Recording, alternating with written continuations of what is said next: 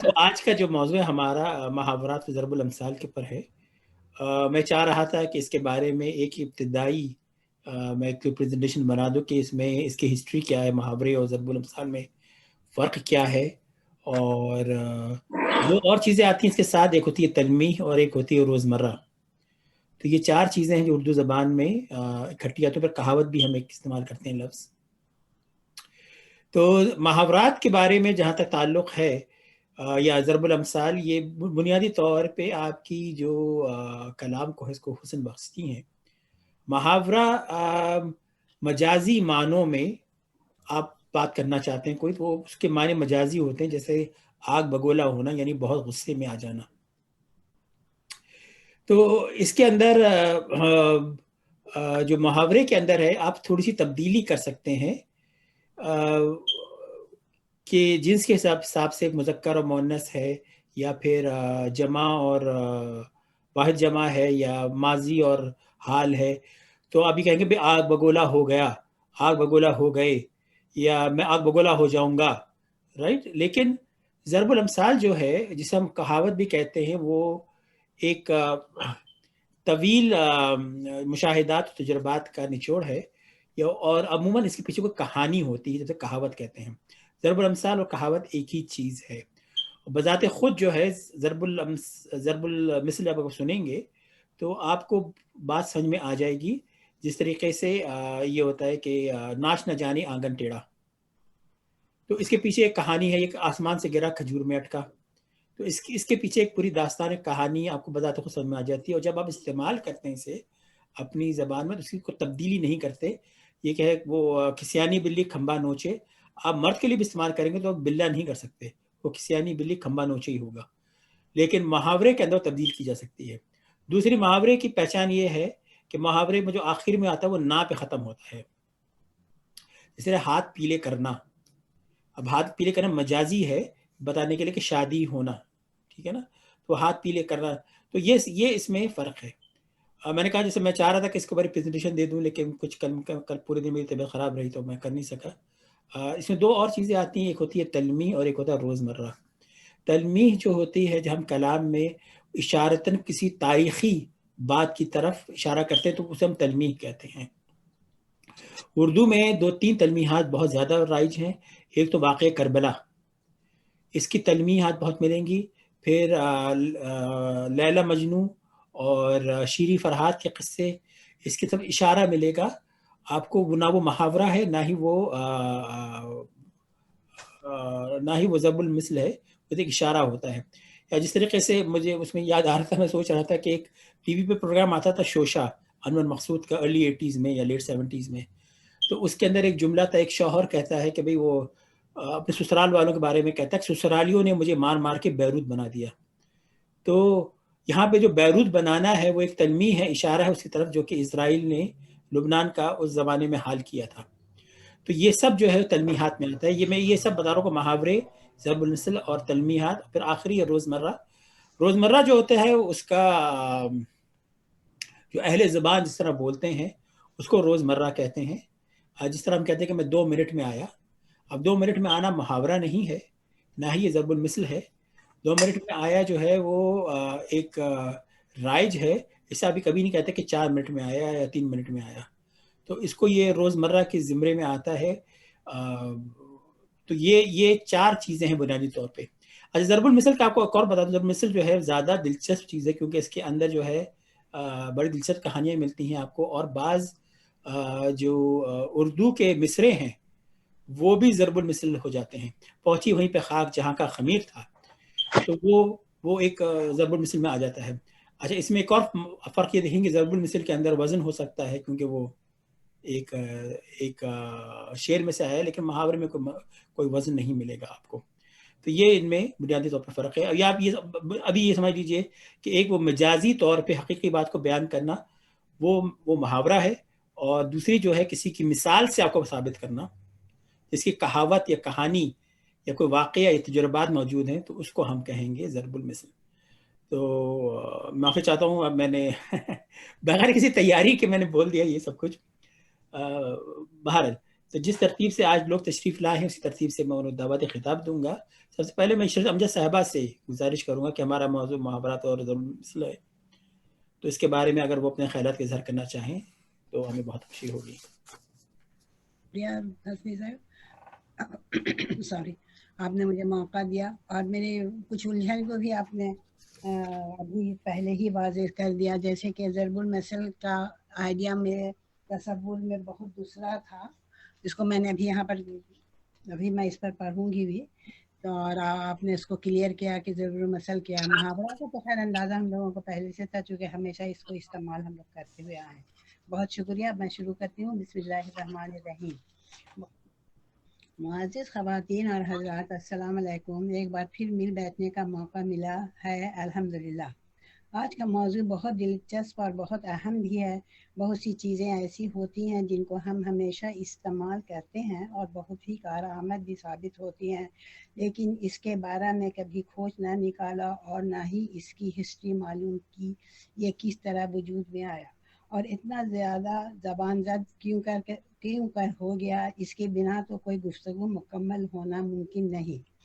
محاورہ یا ضرب المثال یا کسی بھی زبان کی کہاوت اس زبان کی عقل، فہم اور دانش کی وزڈم کلیکٹیو، اس کا اردو ہم کو سمجھ نہیں رہا کہ نچوڑ ہوتی ہے.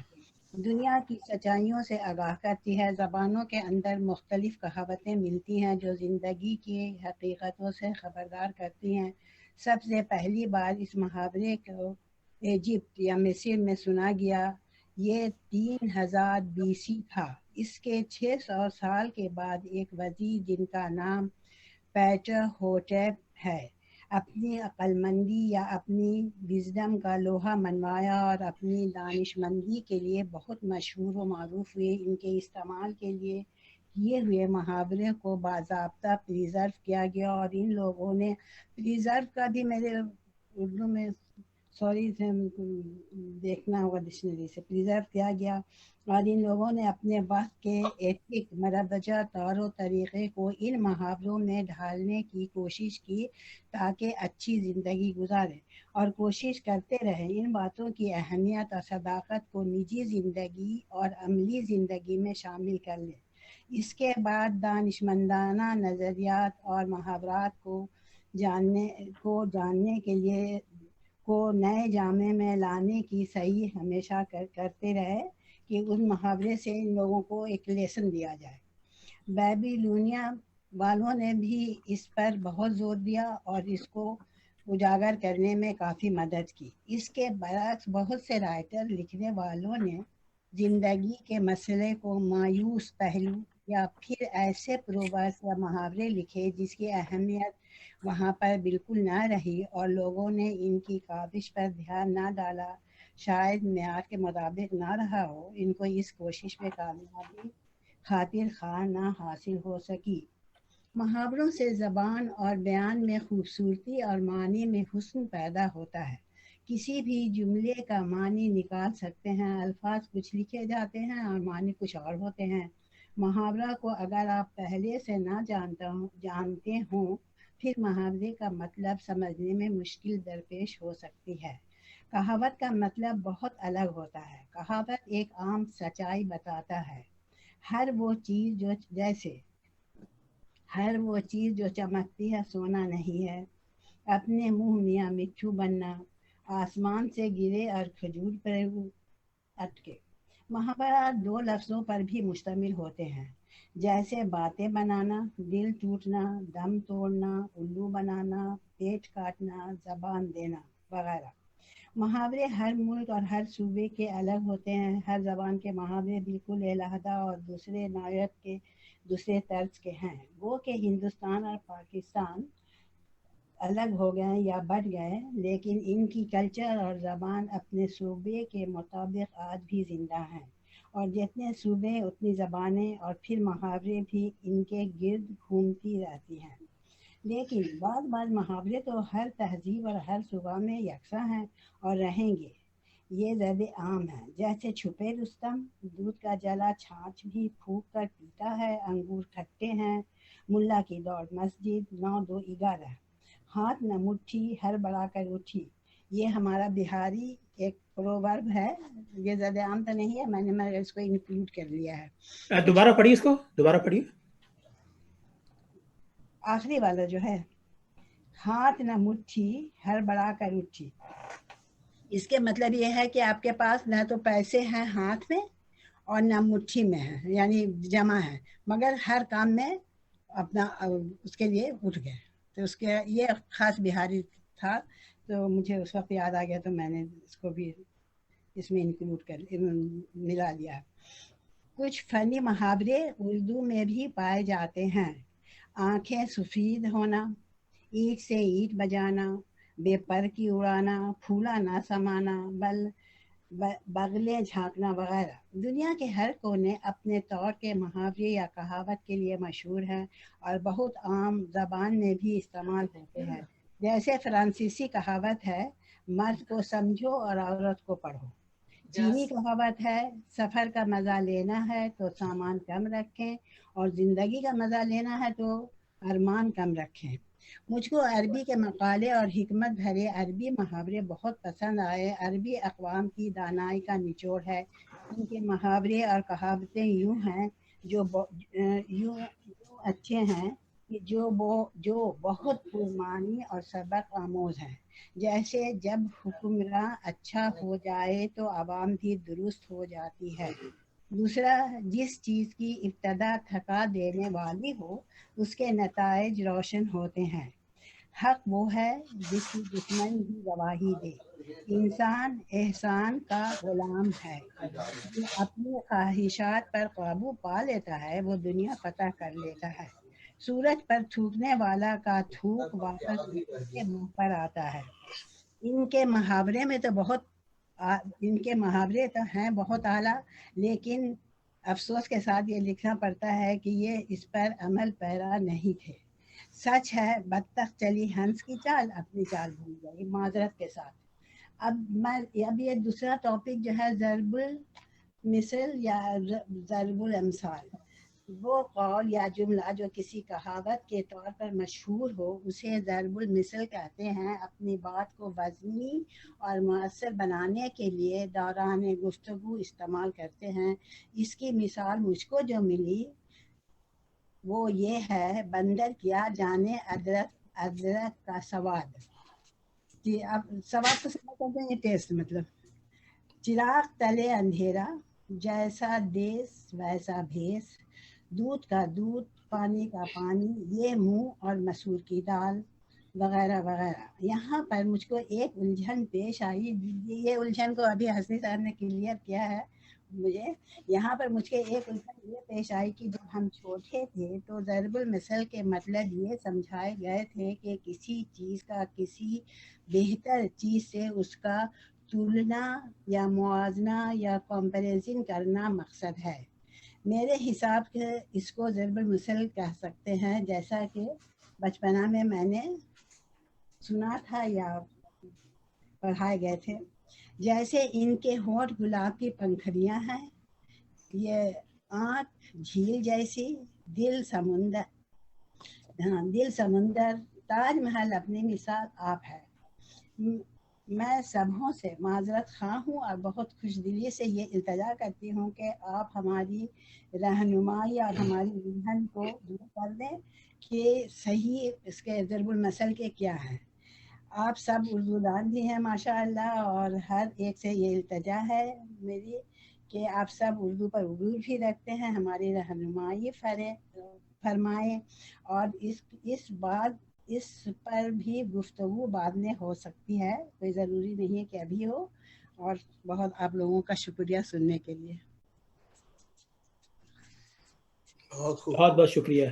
میں سمجھا تھا کہ آپ ہمیں اور بہاری محاورے سنائیں گی, آپ نے تو ایک ہی سنایا بس. اچھا, کچھ اور سنا دیں تو اچھی بات ہے.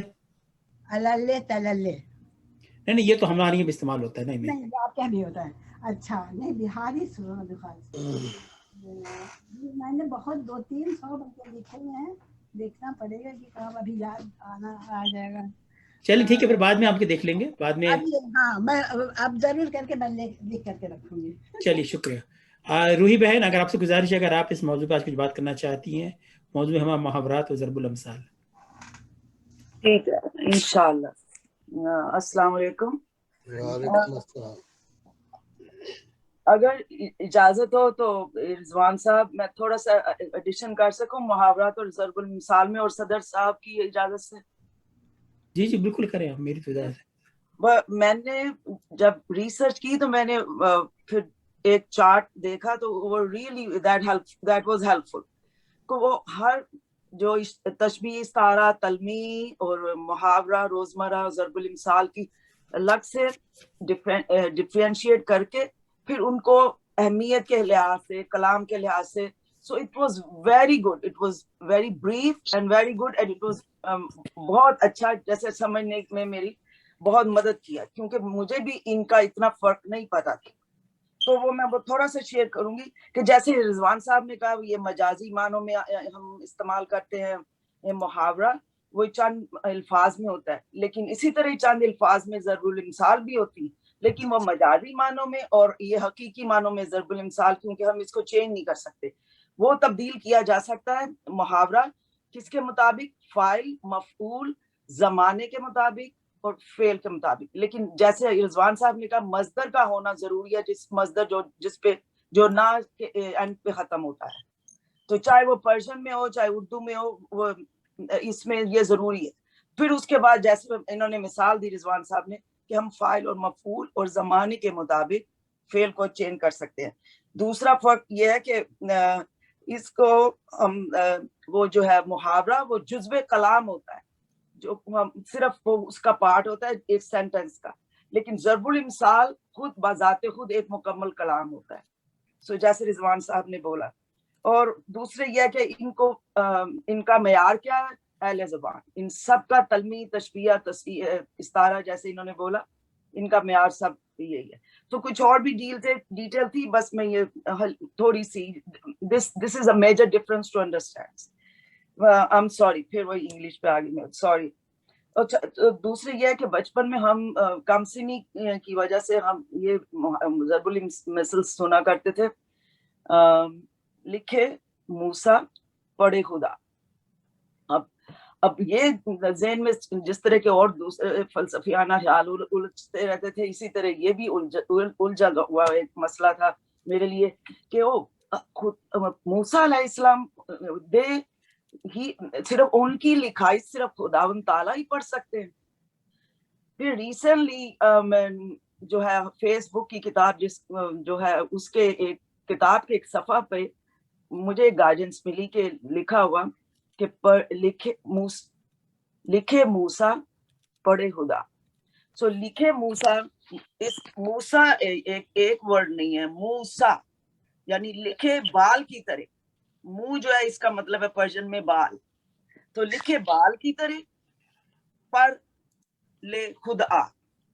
तो अब खुद कम, अब आप आओ और अब खुद ही पढ़ो, यानी इतना बारीक लिखा है कि आप आके खुद ही पढ़ो। सो ये था, तो इससे मुझे बहुत खुशी हुई कि मेरे इल्म में इजाफा हुआ। तो अब इट मेक्स सेंस कि ये इसका मतलब क्या है। तो क्योंकि ये जो मफहूम इसका ज्यादा लोग यही समझते थे, इसलिए उन्होंने फेसबुक के चेहरे पे डाल के मेरे लिए भी ये इशू हल कर दिया। दूसरे मैं देना चाह रही हूँ कि ज्यादातर अरबी के जो हैं, जो ज़रबुल मिसल और मुहावरे, उस पे फारसी पे उनका असर है, लेकिन फारसी का बराह रास्त असर उर्दू पे है। जिस जमाने में जो उर्दू जबान ने अपने बालों पर फैलाए और या फैलाना शुरू किए, तो उस वक्त हिंदुस्तान में फारसी जबान की आम रविश का जमाना था। तो इन्हीं असरात अक़दार, यानी तहजीबी, सकाफती, समाजी कह लीजिए, इनकी वजह से उर्दू जबान फारसी जबान की भी सोबत में रहकर उसकी हम परवाज बन गई। सो जैसे कहते हैं कुनत हम जिन्स बा हम जिन्स परवाज, यानी हर जिन्स अपनी हम जिन्स के साथ परवाज करती है। तो एक अच्छा इंसान अच्छे लोगों की सोहबत इख्तियार करता है, तो वो अच्छी सोहबत से अच्छा ही बनता है और अगर बुरी सोबत इख्तियार करे तो बुरा। तो इसी सिलसिले में एक शेर भी है, कुनत हम जिन्स बाहम जिन्स परवाज, कबूतर बा कबूतर बाज बाबाज। इस मफहूम में अरबी में भी एक है ये ज़रबुल मिस्ल, अल जिन्स यमीली इलल जिन्स बोला जाता है। तो 18वीं सदी के निस्फ तक तो इल्म नज़र से लेकर फिक्र फन तक के तमाम शोबों में फारसी का दौर दौरा था, और तमाम तर सरकारी अमूर भी जो है वो इसी ज़बान में अंजाम पाते थे, यानी फारसी में। तो इसलिए इल्म सीखने की राह अरबी और दीगर ज़बानों के साथ फारसी ज़बान और अदब से होकर ही गुजरती थी। इस वजह से उर्दू की साख्त और इसके बुनियादी ढांचे में फारसी की आमेज़श रही है। तो जैसे एक ये मिसाल है, रोशनी है तब तुबर मन बला शुदे, यानी यह मेरी तबीयत की तेजी तो मेरे लिए मुसीबत बन गई है। ऐसे मौके पर इस्तेमाल होता है जहां कोई शख्स ज्यादा होशियारी दिखाने के चक्कर में मुसीबत से दो चार हो जाए।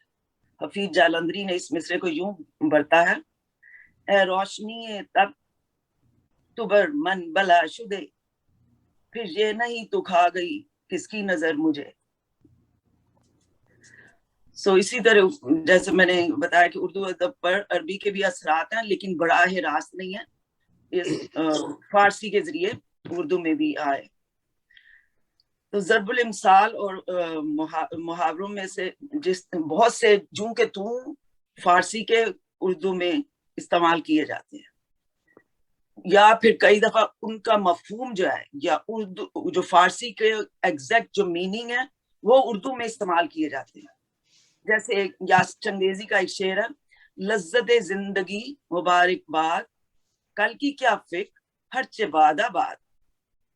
तो ये कि कल हर बादाबाद, जो होना सो हो। तो ये जो है हमेशा हम उर्दू में बोलते हैं जो होना सो हो, चलो ठीक है, जो भी होगा अल्लाह की मर्जी होगी, सो जो भी होगा देखा जाए। इसी तरह मिर्जा गालिब की भी एक रुबाई भी है, उसमें भी उनके जो है हम असर एतराज करते थे कि उनके कलाम में मुश्किल गोई है और बहुत मुश्किल अल्फाज हैं और उनको समझना भी मुश्किल हो जाता है इनके मफहूम को। तो उस पे गालिब साहब ने एक रुबाई लिखी जिसमें उन्होंने ये मिसरा शामिल किया, गोयम मुश्किल वगरना गोयम मुश्किल। तो रुबाई यूं है, मुश्किल है ज़िबस कलाम मेरा ए दिल, सुन सुन के सुखनवराने कामिल, आसान कहने की करते हैं फरमाइश, गोयम मुश्किल वगरना गोयम मुश्किल। यानी कहें तो मुश्किल, ना कहें ना बोले तो मुश्किल। तो ये अक्सर उर्दू में भी ये कहावत, ये ज़रबुल मिस्ल या कहावत इस्तेमाल होती है। तो इसी तरह एक और है मिस्ल अरबी में, यानी यक मन इल्म रा दे मन, यक मन इल्म रा दे मन अक्ल बायर, एक मन इल्म के लिए 10 मन अकल चाहिए। तो ये उर्दू में ये इस्तेमाल होती है, और फारसी में इस तरह जैसे मैंने बताया ये इस्तेमाल हुई। लेकिन अरबी में भी है, अरबी में कैसे वहां से आई फारसी तक, अल इल्म ला युतीकी बादहु हत्ता तहकीक, यानी जब तक आप अपनी पूरी तरह अपने आप को इल्म के हवाले नहीं करेंगे या तब तक वो अपना बाज यानी थोड़ा सा हिस्सा भी आपको नहीं देगा। यानी कमा हक्का हसूल इल्म तभी मुमकिन है जबकि जानने के साथ समझने की भी कुव्वत और सलाहियत हो, बल्कि जानने के मुकाबले में समझने की सलाहियत 10 गुना ज्यादा मतलूब है। तो इसी तरह हम उर्दू में इस्तेमाल करते हैं, क्या तुम हमारे घर नहीं आती तुम ओ,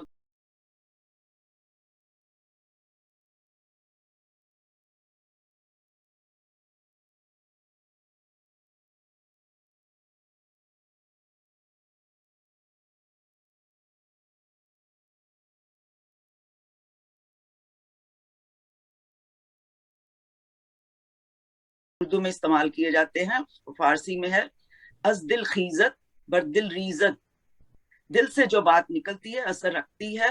ये शेर भी है, दिल से जो बात निकलती है असर रखती है, पर नहीं ताकत परवास मगर रखती है। तो یہ ایک اور اس کی کیا مثال ہے اس کی ضرب المثل کی.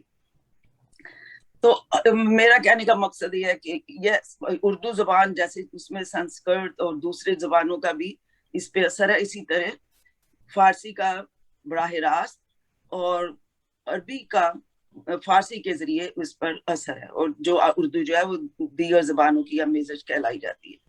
سو اسی طرح ایک اور ہے رسیدے ببد بلائے ولی بخیر گزشت. تو ہم مصیبت بس پہنچ چکی تھی مگر خیر سے بچ گئے. تو ہم یوزلی اردو میں یہ استعمال کرتے ہیں جان بچی تو لاکھوں پائے، بھی اس طرح ہم اردو میں مستعمل کرتے ہیں. کبھی شکر ہے جان بچ گئی، جیسے کسی کا خدا نخواستہ حادثہ ہو تو وہ کہتے ہیں لیکن جان بچ گئی. تو اس طرح کی بہت سی مثالیں ہیں. تو میں یہ تھوڑی سی دی ہیں جیسے یک نشد دو شد، اور لیکن یہ ہے کہ میں آخر میں یہ کہوں گی کہ ہمارے اقبال حیدر مرحوم صاحب بھی وہ ہمیشہ یہ یوز کیا کرتے تھے من اونم کے من دونم. میں وہ ہوں کہ میں خود جانتا ہوں جو ہوں. تو یہ بھی عام ایک دفعہ صالحہ صاحبہ میں بھی مجھے خوشی ہوئی کہ انہوں نے یہ یوز کیا، انہوں نے بھی یہ کہا من اونم کے من دونم. تو جس طرح عربی کو زیادہ لوگ قرآن میں پاکستان میں اردو کے لہجے میں پڑھا جاتا ہے، اور اسی طرح قرآن کو بھی پڑھتے ہیں، اسی طرح فارسی کو بھی اردو لہجے میں پڑھا جاتا ہے پاکستان میں، لیکن وہی اس کا تلفظ جو ہے وہ ڈفرنٹ ہے. اور آخر میں اسی طرح میں بہت شکریہ بولوں گی رضوان صاحب کا جو انہوں نے ڈیٹیل دی، اور عشرت صاحبہ بہت شکریہ. اگر آپ کو جب بھی ٹائم ملے ہمیں بہاری کی جو ہے محاورے ضرب المثال ہمارے سے شیئر کریں. جو آپ نے جو ورڈ بولا سفید، یہ ایگزیکٹلی پرشین میں سفید، ہم اردو میں بولتے ہیں سفید اور سفید، لیکن ایگزیکٹلی آپ نے پرشین کے تلفظ میں بولا سفید. تو اس سے بھی خوشی ہوئی کہ بھئی یہ مثالیں ہمارے ہاں ابھی بھی پائی جاتی ہیں. بہت شکریہ آپ کا. اللہ حافظ. بہت خوب، بہت ہی بہت بہت شکریہ روحی بہن. اب میں گزارش کروں گا محترمہ صوفیہ ضمیر صاحبہ آپ سے خطاب کے لیے. السلام علیکم. تو میرا موضوع آج محاورات کے بارے میں ہے، اور خصوصاً دہلی کے محاورات جو داغ نے اپنے کلام میں استعمال کیے. دہلی کی لسانی صورتحال تو یہ تھی کہ قلعے کے باہر غالب اور مومن جیسے بڑے شاعر تھے، اور قلعے کے اندر ذوق اور بہادر شاہ ظفر سے لے کر یہ اردو کی جو روایت تھی وہ داغ پر تمام ہوئی، اور داغ پر وہ اپنی انتہا کو پہنچی. تو داغ کا یہ بہت بڑا اردو ادب کے ان کی خصوصیت یہ تھی، اور داغ میرے پسندیدہ شاعروں میں سے ایک ہیں کہ انہوں نے محاورات کا استعمال بہت بخوبی کیا ہے. اور ان کے اشعار میں جو سادگی، شگفتگی اور بے ساختگی ہے وہ اسی لیے ہے کہ انہوں نے روزمرہ اور محاورات کا برجستہ استعمال کیا ہے، اور بڑی کثرت سے کیا ہے. اتنی کثرت سے کیا ہے کہ ولی احمد خان نے ایک کتاب لکھی ہے محاورات داغ، جس میں انہوں نے تقریباً 4,500 محاورات داغ سے منسوب کیے ہیں، اور وہ اشعار بھی کوٹ کیے ہیں جس میں وہ محاورات موجود ہیں. تو اس سے پتہ چلتا ہے کہ کتنا بڑا ذخیرہ محاورات کا داغ کے کلام میں موجود ہے، اور اس کی مثالیں موجود ہیں. لیکن اور کچھ مثالیں میں فوراً دے دیتی ہوں. جیسے داغ لکھتے ہیں کہ ذوف سے کچھ نظر نہیں آتا، کر رہی ہیں ڈگر ڈگر آنکھیں، یا غیر کی محفل میں مجھ کو مثل شمع 8 آنسو رلایا آپ نے، یا پھر وہ الٹی چھری سے حلال کرنے والا مشہور شعر. لیکن آج میں نے تھوڑا سا ڈفرینٹ ٹیک لیا اس پہ. میں نے سوچا کہ داغ کے شعر ایز اٹ از پڑھ دینا ان کے کلام سے نکال کے، وہ 4,500 میں سے 10-12 شعر ڈھونڈ لینا کوئی بڑی بات نہیں ہے. تو میں نے وہ ڈھونڈے 10-12 شعر جو کہ جس میں محاوروں کا بڑا اچھا استعمال تھا، اور میں نے پھر وہ جو جدید شعراء ہیں جو 20ویں صدی کے اور 21ویں صدی کے شعراء ہیں، میں نے پھر ان کا کلام پڑھا اور دیکھا کہ انہوں نے ان محاورات کو کیا استعمال کیا ہے، اور کیا ہے تو کس طرح کیا ہے. تو یہ میرا آج موضوع ہے کہ داغ کے محاورات داغ نے کس طرح استعمال کیے ہیں اور جدید شعراء نے کس طرح استعمال کیے ہیں. لیکن ظاہر ہے جدید شعرا میں کوئی ایک ایسا شاعر نہیں ملے گا جس نے یہ سارے 4,500 محاورے استعمال کیے ہوں. کہیں کہیں چیدہ چیدہ کوئی نہ کوئی شعر ملتا ہے، اور آپ کو اس میں خوشی ہوگی کہ ان میں سے کچھ شعرا ہمارے اردو گھر کے شعرا ہیں. تو انہوں نے بھی بڑے اچھے محاورے استعمال کیے ہیں. تو یہ میرا مضمون کا موضوع ہے. تو میں آغاز کرتی ہوں. محاورہ ہے صدقے اتارنا. داغ لکھتے ہیں، جان و دل آپ سے واللہ نہیں ہم کو عزیز، جان و دل آپ کے صدقے میں اتارے ہم نے. اور اس کے جواب میں ہمارے اپنے شاعر یونس اعجاز صاحب نے لکھا ہے، کوئی ان کو للہ چوکھٹ پہ روکے ابھی ہم نے صدقہ اتارا نہیں. اس کے علاوہ جو کچھ شعر ہیں جو میں پڑھتی ہوں جو کہ مشہور شعرا کے لکھے ہوئے ہیں، آف کورس ہمارے اردو گھر کے شعرا بھی مشہور ہیں. ایک محاورہ ہے ایڑیاں رگڑنا. تو اس پہ داغ نے لکھا ہے، نہ رہنما ہے نہ منزل کا پتہ ہے کوسوں، طریق عشق میں ہم ایڑیاں رگڑتے ہیں. اور ایک بالکل کنٹمپریری پوئٹ ہیں، عصر حاضر کے پوئٹ ہیں، ان کا نام ہے شہزاد قیس. یہ ان کا شعر ہے کہ پلکوں نے اتنی ایڑیاں رگڑی شب فراق، زمزم تمہاری یاد کا جاری ہے آج بھی. پھر ایک محاورہ ہے بال پڑنا. آخری بار دوبارہ پڑھیے. پلکوں نے اتنی ایڑیاں رگڑی شب فراق، زمزم تمہاری یاد کا جاری ہے آج بھی. جی یہ تلمی ہے، یہ ضرب المثل محاورہ نہیں، تلمی ہے یہ. لیکن اس میں ایڑیاں رگڑنا بھی تو ہے نا. ہاں پورا ایڑیاں رگڑنا تو ظاہر ہے وہ آپ کی درست ہے، بات درست ہے آپ کی. ایڑیاں رگڑنا جو ہے وہ محاورہ ہے، جی لیکن باقی تلمی ہے یہاں پہ. پوری تلمی بالکل صحیح ہے. اور اگر سوچا جائے تو اس میں ایڑیاں رگڑنی بھی محاورے سے زیادہ تلمی ہی میں آ رہا ہے، کیونکہ حضرت اسماعیل نے باقاعدہ ایڑیاں رگڑی تھی. جی ٹھیک ہے نا. ایڑیاں رگڑنے کا ویسے کلامی کی معافی خطا کلامی کی. ہاں ایڑیاں رگڑنے کا ویسے مطلب تو کوشش کرنا ہوتا ہے، لیکن یہاں پر وہ پوری تلمی ہے. بالکل صحیح کہہ رہے ہیں آپ. تو انہوں نے اسے تلمی کے طور پہ استعمال کیا. پھر ایک محاورہ ہے بال پڑنا. تو داغ لکھتے ہیں، دل چوٹ جو کھاتا ہے تو رہتا نہیں ثابت، اس شیشے میں جس وقت پڑا بال نہ نکلا، اس شیشے میں جس وقت پڑا بال نہ نکلا. اور ابن انشا نے لکھا ہے. ابن انشا ظاہر ہے پچھلی صدی کے شاعر ہیں، لیکن داغ کے مقابلے میں تو جدید شاعری ہیں. اب نگاہوں میں نہ خواہش ہے نہ حسرت نہ ملال، اب یہاں لب پہ کہاں حرف سوال آتا ہے، ہم نے اپنے کو بہت دیر سنبھالا لیکن دل ہے پتھر تو نہیں، اس میں تو بال آتا ہے. پھر ایک شعر ہے قصہ پاک. پھر ایک محاورہ ہے قصہ پاک کرنا. تو اس کے لیے داغ لکھتے ہیں، لگا کر تیغ قصہ پاک کیجئے داد خواہوں کا، کسی کا فیصلہ اگر منصفی سے ہو نہیں سکتا. اور اس کے جواب میں بھی ابن انشا کا ہی مجھے ان کی بہت مشہور نظم ہے بستی کے کوچے میں. تو اس کے 2 مصرے ہیں کہ ایک شام جو اس کو بلوایا کچھ سمجھایا بیچارے نے، اس رات یہ قصہ پاک ہوا کچھ کھا ہی لیا دکھیارے نے. اور پھر ایک محاورہ ہے قیمت لگانا. تو اس کے لیے داغ لکھتے ہیں، کیا لگاتے ہیں وہ اس چیز کی قیمت دیکھیں، جائیں ہم آج وہاں دل کا نمونہ لے کر. اور پروین شاکر نے لکھا ہے، سنتے ہیں قیمت تمہاری لگ رہی ہے آج کل، سب سے اچھے دام کس کے ہیں یہ بتلانا ہمیں، تاکہ اس خوشبخت تاجر کو مبارکباد دیں اور اس کے بعد دل کو بھی ہے سمجھانا ہمیں. اور پھر ایک محاورہ ہے کام کا آدمی ہونا. تو داغ لکھتے ہیں، لطف آرام کا نہیں ملتا، آدمی کام کا نہیں ملتا.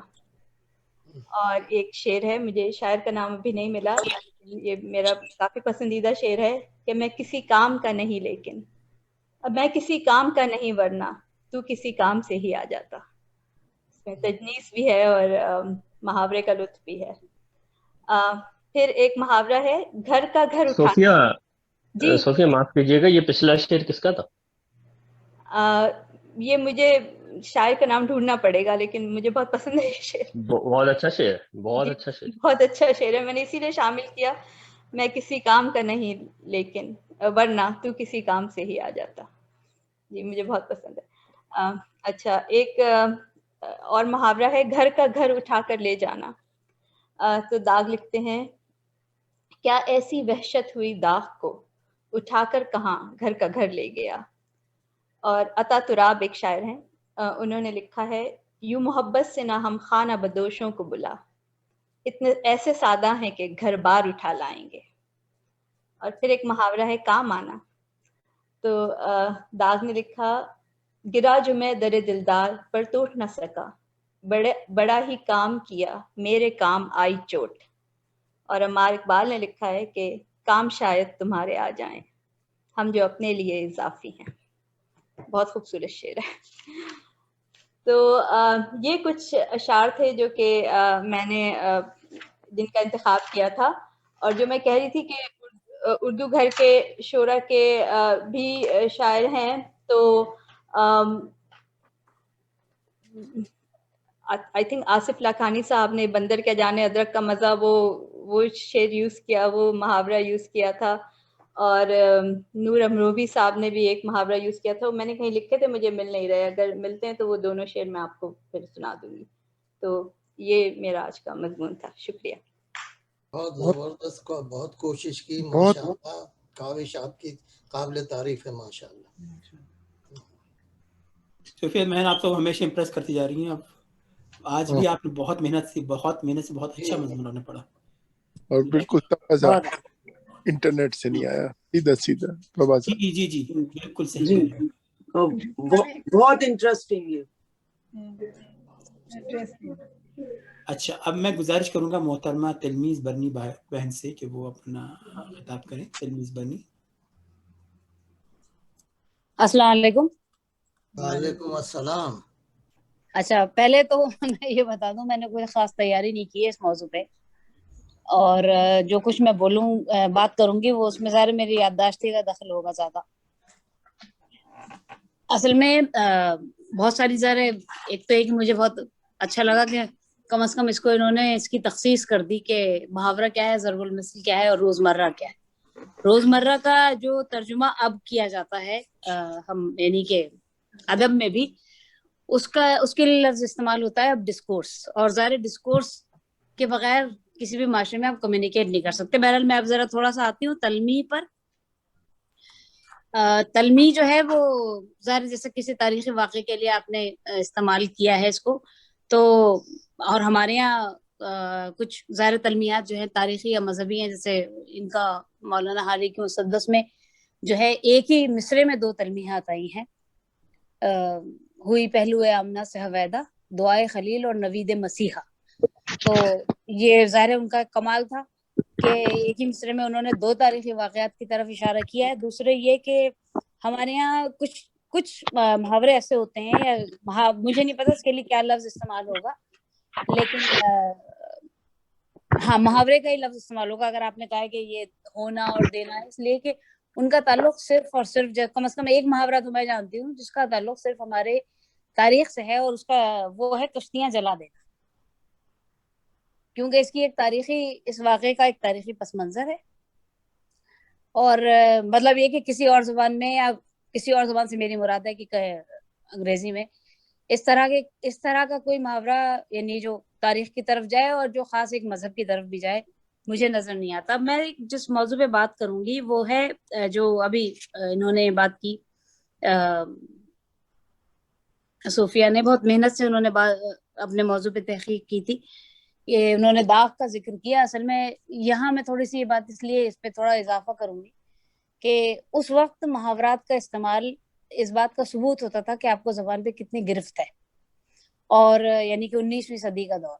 اور اس میں اسی لیے محاورات پہ خاص طور پر لکھنؤ کے دبستان شاعری میں تو بہت زیادہ اس پہ زور دیا جاتا تھا کہ پیڑ پر قبر پہ میری لگایا اس نے پیڑ نیم کا, بعد مرنے کے میرے پہ قبر آدھی رہ گئی. تو اس طرح کے جو زبان کے جو کمالات تھے وہ بہت دکھائے جاتے تھے لکھنؤ کے دبستان شاعری میں. لیکن عموماً اور ظاہر اس کی وجہ یہ تھی کہ لوگ عربی سے بھی واقف تھے, فارسی سے بھی واقف تھے. لیکن اس کے بعد جو ایک سمجھ لیجیے ایک دوسرا دور آیا, اس میں فکر کا زیادہ استعمال ہوا زبان کے کرتب کے علاوہ. اور ظاہر ہے کہ جیسے داغ کی شاعری کے لیے آپ نے بات کہی کہ ظاہر اس میں 4000 سے زیادہ محاورے استعمال ہوئے ہیں، بالکل ہوئے ہوں گے کیونکہ ان کو زبان پہ بڑا عبور تھا. یگانہ کا جیسے ابھی آپ نے ذکر کیا، یگانہ کا بھی ایک شعر ہے اس معاملے میں بڑا مشہور، ان کا اپنا تخلص بھی آیا ہے یہاں پہ کہ خود ہی کا نشہ چڑھا آپ نے رہا نہ گیا، خدا بنے تھے یگانہ مگر بنا نہ گیا. تو یہ جو زبان کی جو باریکیاں تھیں ان پہ بہت نظر ہوتی تھی شعراء کی، اور اسی بنیاد پہ ان کی پکڑ بھی ہوتی تھی کیونکہ اس پہ انہیں داد بھی بہت ملتی تھی. یعنی وہ ماحول ایسا تھا کہ زبان کی خوبصورتی کو بہت سراہا جاتا تھا جو اس دور کا تقاضا تھا. اور میں سمجھتا ہوں شاعری سیکھنے کے لیے بہت ضروری ہے، شاعری اور زبان دونوں سیکھنے کے لیے بہت ضروری ہے، اور اسی لیے شاید اس پہ ان کا زور تھا.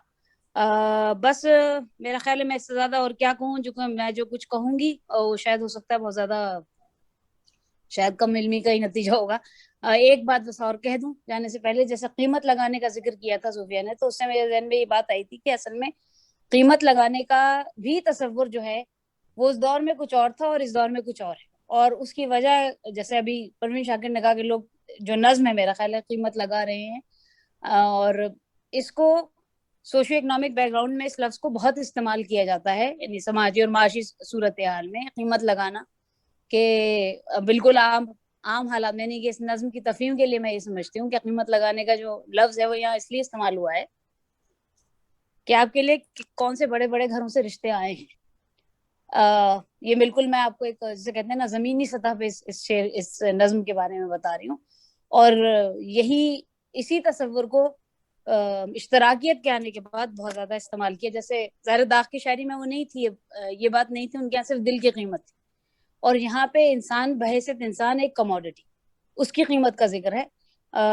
میرا خیال ہے جو یہاں پہ اگر ایک شعر کا حوالہ دوں، ہے تو خیر فلم میں استعمال ہوا ہے وہ سیف الدین سیف کے، کہ اس جہاں اس نگار خانے میں کون بکتا نہیں ہے زمانے میں، مال و دولت کا ہے اسیر کوئی، ذہن بیچے کوئی، ضمیر کوئی.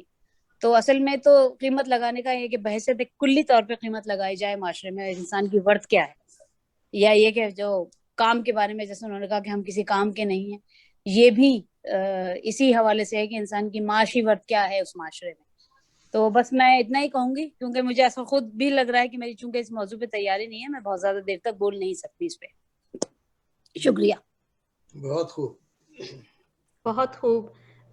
کیا میں جلدی سے ایک بات کہہ دوں کہ جو آپ نے کشتیاں جلانے کا کہا، میرا خیال ہے ایڑیاں رگڑنا اسی زمرے میں آئے گا، وہ بھی ایک تاریخی محاورہ اس کو کہہ سکتے ہیں. صحیح نہیں، کشتیاں جلانے کا مطلب ہے، کشتیاں جلانے کا واقعے کا تعلق ہے طارق بن زیاد سے، اور اس کا مطلب یہ کہ سارے آپ رزق ختم کر کے بالکل جیسے کہتے ہیں خالی ہاتھ آپ کوئی رزق لیں، آپ کے پاس کوئی وسائل نہ ہو اور واپسی کا بھی کوئی راستہ نہ، اس کو کہتے ہیں کشتیاں جلانا.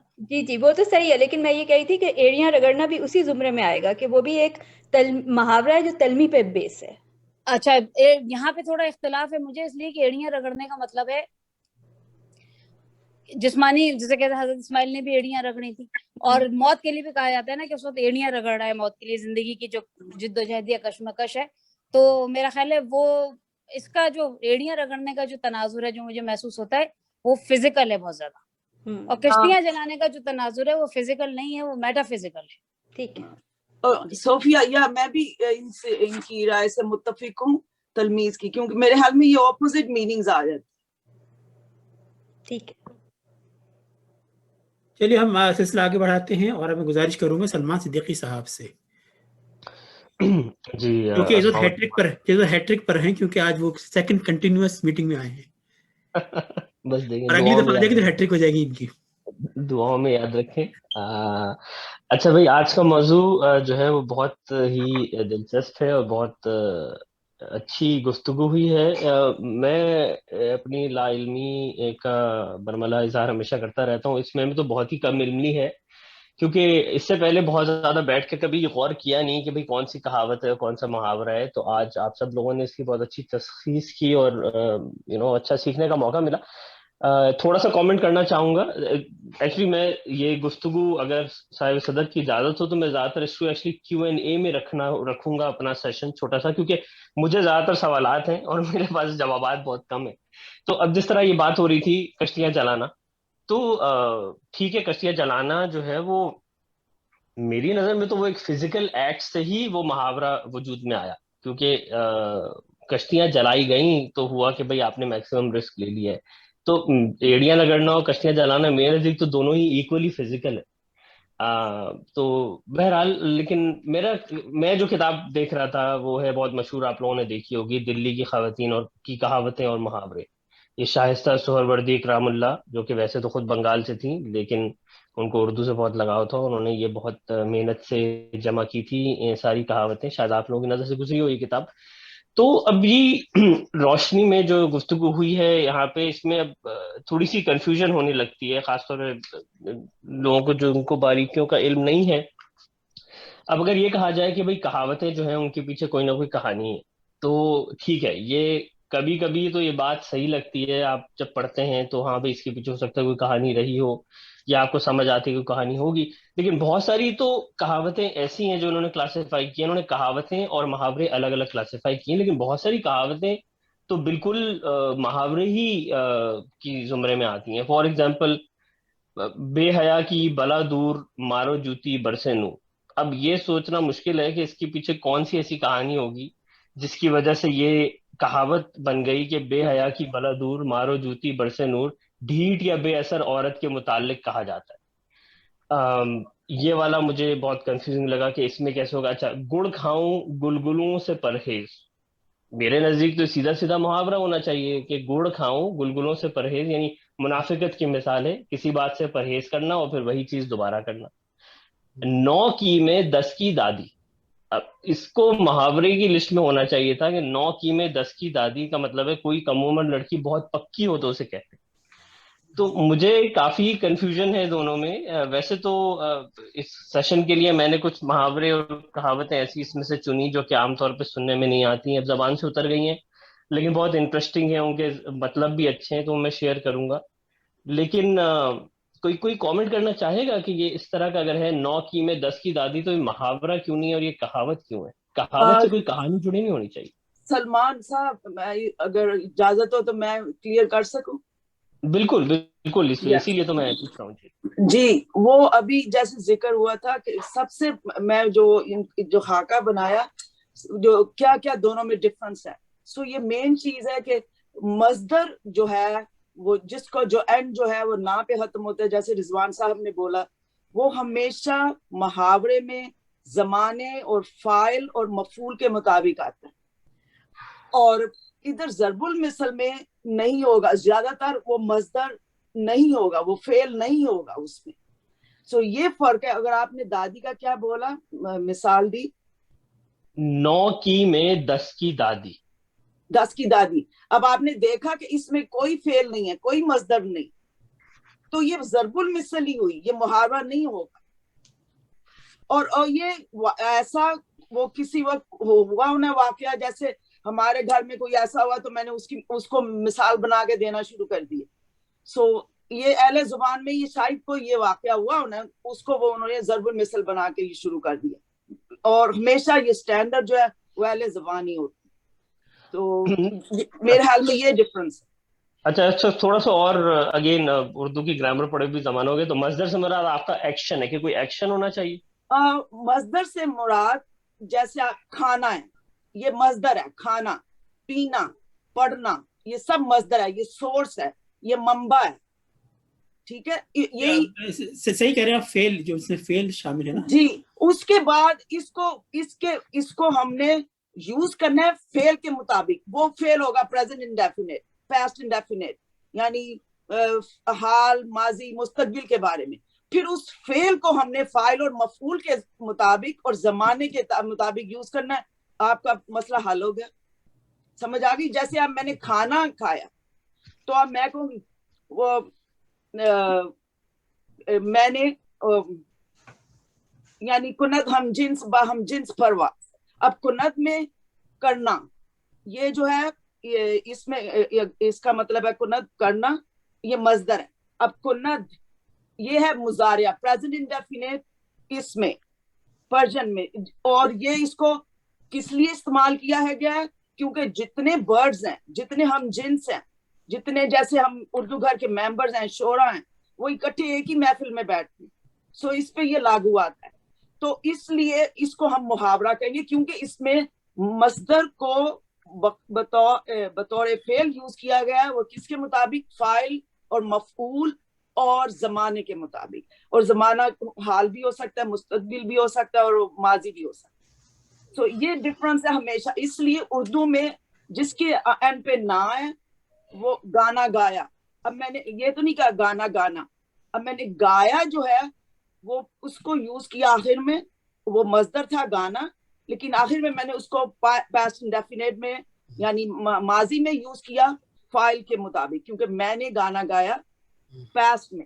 تو یہ فاعل اور زمانے کے مطابق ہو گیا. I hope it clears up here. نہیں بالکل روحی, آپ کو بہت بہت شکریہ. دیکھیں اچھا محاوروں کی طرف آتے ہیں. محاوروں کا سیکشن کہاوتوں کے سیکشن سے کہیں بڑا ہے اس میں, ٹھیک ہے, محاورے بہت زیادہ ہیں. تو وہ بات آپ کی بالکل صحیح ہے کہ آگ بگولا ہو جانا, گھی کے چراغ جلنا, جی تو یہ سب محاورہ اب آ گئی نا, پہچان آ گئی, جلنا نہیں آ گئی بالکل. لیکن میرا اس میں پرابلم پھر یہ ہے کہ اس میں بے شمار ایسے ہیں جن میں کوئی ایکشن نہیں. اب فار ایگزامپل یہ میں نے نکالے تو اچھا ابھی گفتگو ہو رہی ہے تو ہو جائے. اب فار ایگزامپل یہ محاورے کے سیکشن میں ہے لڑکی ہاتھوں پر آ گئی. یہ جو ہے میرا نہیں خیال کہ یہ لڑکی ہاتھوں پہ آگے جو ہے یہ روزمرہ میں آئے گا, یہ محاورے میں نہیں آئے گا. جی کیوں؟ اور پتہ کیا آپ یہی بات آ جاتی نا, سیدھا آپ ریختہ پہ جائیں, اہل زبان, دیٹس آور اسٹینڈرڈ, کہ وہ کس لحاظ سے اور کیسے کیوں یوز کرتے ہیں.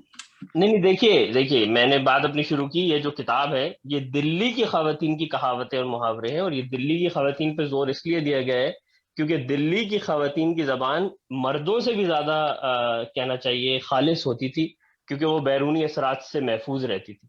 تو ان لوگوں کی جو کہاوتیں تھیں وہ خاص طور پہ اس لیے جمع کی گئی ہیں. اب انلس کی کلاسیفیکیشن کا مسئلہ ہے. اب ایک نہیں ہے, اس طرح کی بہت ساری ہیں. لنکا میں جو ہے 152 گز کا. اب آپ اس کو ایکشن تو کر ہی نہیں سکتے, اس میں کوئی ایکشن نہیں ہے. یہ تو حافظ ضرور مثل ہے, یہ تو بالکل کہانی کا حصہ ہے. یہ تو کیونکہ اب کوئی نا کچھ اہل زبان سے نکلا نا, وہ ان کے روزمرہ. دیں گے میں ذرا گزارش کرنا چاہ رہا ہوں کہ ہمارے پاس اب پونا گھنٹہ رہ گیا ہے. ابھی ہمارے پاس کتنے بولنا, ابھی ہم نے صرف 5ویں پہ ہم آئے ہیں, تو ذرا ٹائم کا خیال کیجئے. جو سوالات ہوں یا میرا خیال اگر ٹائم ہوتا ہے تو ہم اس کو جواب دیتے. کیا خیال ہے آپ کا؟ میں سمجھتا ہوں کہ میں آپ سے متفق ہوں. اگر اجازت صاحب کی اجازت ہو تو سلمان بھائی یہاں پہ موقوف کر لیتے ہیں, اور اگلی بالکل بس صحیح ہے. میرے پھر ختم کرتا ہوں. میں بس یہ شیئر کروں گا آخری کہ حلوائی کی دکان پر دادا کی فاتحہ. اب یہ محاورہ ہے لیکن اس میں کوئی ایکشن نہیں ہو رہا, لیکن بہرحال چلیں اس کے اوپر بعد میں گفتگو کریں گے. یہ بھی ضرب المثل میں ہی آئے گا. یہ بھی ضرب المثل. ٹھیک ہے, اس میں اب ہم آگے چلتے ہیں, اور میں اب گزارش کروں گا ڈاکٹر عامر سے. میں بلکہ کہنے والا تھا کہ میں سننے کا بہت مزہ آ رہا ہے. میں اپنا ٹائم دینا چاہوں گا اس ڈسکشن کو جو سلمان کی ہو رہی ہے, تو اگر 5 منٹ اور بات کرنا چاہیں تو میرے ٹائم پہ کریں. سر یہ ہمارے اردو گھر کے رولز نہیں ہے. یہ کوئی پارلیمنٹ پہ کانگریس کی ہیئرنگ نہیں ہو رہی کہ 5 منٹس. بالکل صحیح کہہ رہے ہیں, تو میں آگے پاس کرتا ہوں. تھینک یو, آئیڈیا مجھے اچھا لگا ویسے آپ کا. تو پھر صرف میں اور ایجاد بھائی رہ گئے. تو میں جو ہے میں پہلی بار کیا کہ میں اس میں باقاعدہ ایک پریزنٹیشن بنانا چاہ رہا تھا, لیکن باہر کیونکہ ابھی ذکر ہوا فادرز ڈے کا, جو کہ میں خیر کچھ مناتا نہیں ہوں, میں نے کہا چلو باپ کے حوالے سے کچھ ضرب الامثال اور محاورے اکٹھے کیے جائیں. تو جو کچھ محاورے آپ کو بتا دوں میں, جو اردو میں رائج ہیں, جس میں باپ کا یا والد کا ذکر ہے. ایک ہم اردو میں کرتے ہیں باپ پر پڑھنا, یعنی باپ سے مشابہ ہونا. دوسرا ہم کہتے ہیں باپ تک پہنچنا یا باپ دادا تک پہنچنا, یا باپ دادا تک جانا. تو یہ ہوتا ہے کہ اگر آپ جو ہے کسی برائی کرنے میں آپ باپ دادا تک پہنچ جائیں, اس کو ذکر کر دیں, تو اس کو کہتے ہیں باپ دادا تک پہنچنا. پھر ہم کرتے ہیں باپ دادا کا نام ڈبونا یا باپ دادا کا نام روشن کرنا. پھر محاوروں میں ہے بابا آدم بدلنا, یعنی جو پرانا طریقہ تھا اسے بدل دینا. یا اسی حوالے سے بابا آدم نرالا ہونا, یہ بھی ہم نے سنا ہے کہ دنیا بھر سے جدا روش. اور سب سے مزے کا جو ہم بار بار استعمال کرتے ہیں محاورہ, وہ ہے گدھے کو باپ بنانا. تو یہ محاورات میں ہے. پھر ضرب الامثال میں اگر باپ کا ذکر دیکھیں تو باپ پر پوت، پتا پر گھوڑا، بہت نہیں تو تھوڑا تھوڑا. یہ کافی استعمال ہوتا ہے، یعنی ہر شخص پہ اس کے اپنی نسل کا اثر ہوتا ہے. اچھا پھر ہے باپ بنیا پوت نواب، یعنی باپ انتہائی کنجوس ہے اور بیٹا شاہ خرچ ہے. استعمال کرتے ہیں باپ بنیا پوت نواب. پھر ایک اور ضرب المثل یہ کہاوت ہے بابا آویں نہ گھنٹا باجے، یعنی اس کا مطلب یہ ہے کہ ایک دشوار کام جب تک نہیں ہوگا تو دوسرا بھی کام نہیں ہوگا. بابا آویں نہ گھنٹا باجے. ایک اور جو بہت دلچسپ اس میں کہاوت ہے وہ ہے باپ دکھا یا گور بتا.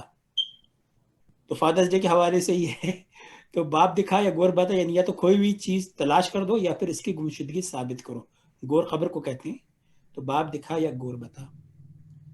اور جو سب سے دلچسپ مجھے اس میں ضرب المثل لگی، یقین اس کے پیچھے کوئی کہانی ہے، وہ ہے بابا مریں تو بیل بٹیں. بابا مریں تو بیل بٹیں، یعنی کوئی رکاوٹ دور ہو، سبیل ہو تو پھر کچھ آگے بڑھیں. اب روزمرہ کے استعمال میں جو ہم کرتے ہیں باپ کا استعمال، وہ سب سے پہلے تو ہے باپ رے باپ. ماں رے ماں کبھی نہیں ہوتا، باپ رے باپ ہوتا ہے. دادا رے دادا نہیں، چچا رے چچا نہیں ہوتا، باپ رے باپ ہوتا ہے. یہ روزمرہ ہمارا ہے.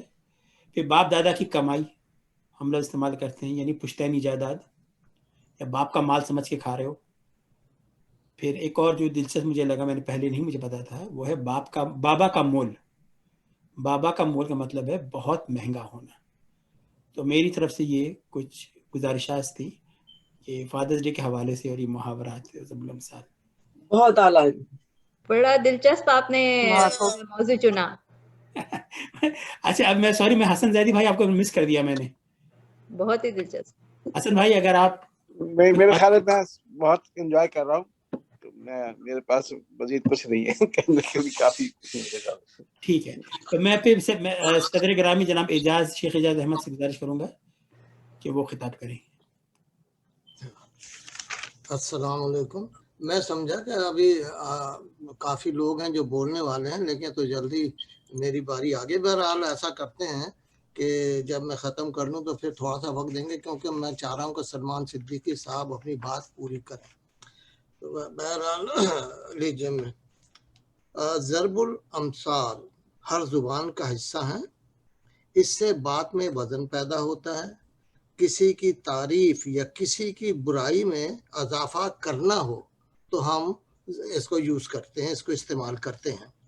ضرب المثل کسی کی ذہنی کیفیت کی زبردست عکاسی کرتی ہے.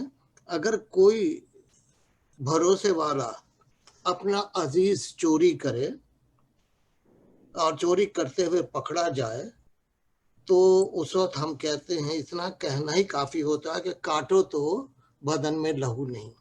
اس کا مطلب یہ ہوا کہ یہ ایک جملہ کہنے سے کسی پہ لان تان کرنا ہو یا کرنا ہو، اس سے پہلے اس کو اپنی برائی کا اپنا ایک خود احساس ہو جاتا ہے کہ میں نے کیا کیا. تو یہ ایک بہت زبردست چیز ہے اس کی کہ جو ہم محاورے یوز کرتے ہیں یا جو ہم ضرورت دیتے ہیں، اس سے ہمیں کچھ زیادہ کہنے کی ضرورت نہیں ہوتی. اسی طرح کسی کو ظاہری رکھ رکھاؤ پر نصیحت کرنی ہو تو یہ کہا جاتا ہے کھاؤ من بھاتا پہنو جگ بھاتا. تو یہ بھی ایک ہے کہ اس طرح ہمیں اپنے آپ میں کو اجاگر کرنے کا کس طریقے سے ہم نے کرنا، اپنے آپ کو پیش کرنا ہے، ظاہر کرنا ہے، تو اس سے ہمیں اس میں مدد ملتی ہے. اچھا اب جو میری جو سب سے زیادہ جو ہے وہ میری سوچ یہ ہے کہ جی یہ جتنی بھی یہ جو محاورے یا یہ جو ضرب الامثال ہیں یہ ایجاد ہوئی ہے. موجد جس کا موجد کا نہیں پتہ لگ، کوئی ایسی چیز جو ایجاد ہو، جب موجد کوئی ایجاد کرتا ہے تو خود بخود ایک تاریخ مرتب ہو جاتی ہے جس میں موجد کا حال احوال، ایجاد کا زمانہ اور ایجاد کرنے والے کی زندگی کے متعلق ہمیں معلوم ہوتا ہے. محاورے یا ضرب الامثال کا का बिल्कुल पता नहीं लगता कि ये कब इजाद हुए, किसने इजाद किए और इसकी ज़रूरत क्यों पेश आई। क्योंकि इजाद तो जब ही हुई कि जब ज़रूरत पेश आती है, उस पर तो आदमी सोचता है कि इसको कैसे करना, इसको हल कैसे करना, या तो इस वास्ते मुहावरे में हमें कोई चीज़ ऐसी नहीं मिलती। कई मुहावरे और ज़रूर अमसाल ऐसी हैं जिसमें तारीख़ी पस मंज़र पोशीदा होता है, लेकिन जहन में मुख्तलिफ सवालात पैदा होते हैं, जैसे घर का भेदी लंका ढाए। अब इसमें लंका को ढाने का ताल्लुक समझ में नहीं आता। जो घर का भेदी है वो घर वालों को ही नुकसान पहुंचाएगा, ना कि पूरे इलाके को। एक और मुहावरा लीजिए, मान न मान मैं तेरा मेहमान। इसमें जबरदस्ती का पहलू उजागर हो रहा है, लेकिन मेहमान से पुरजोर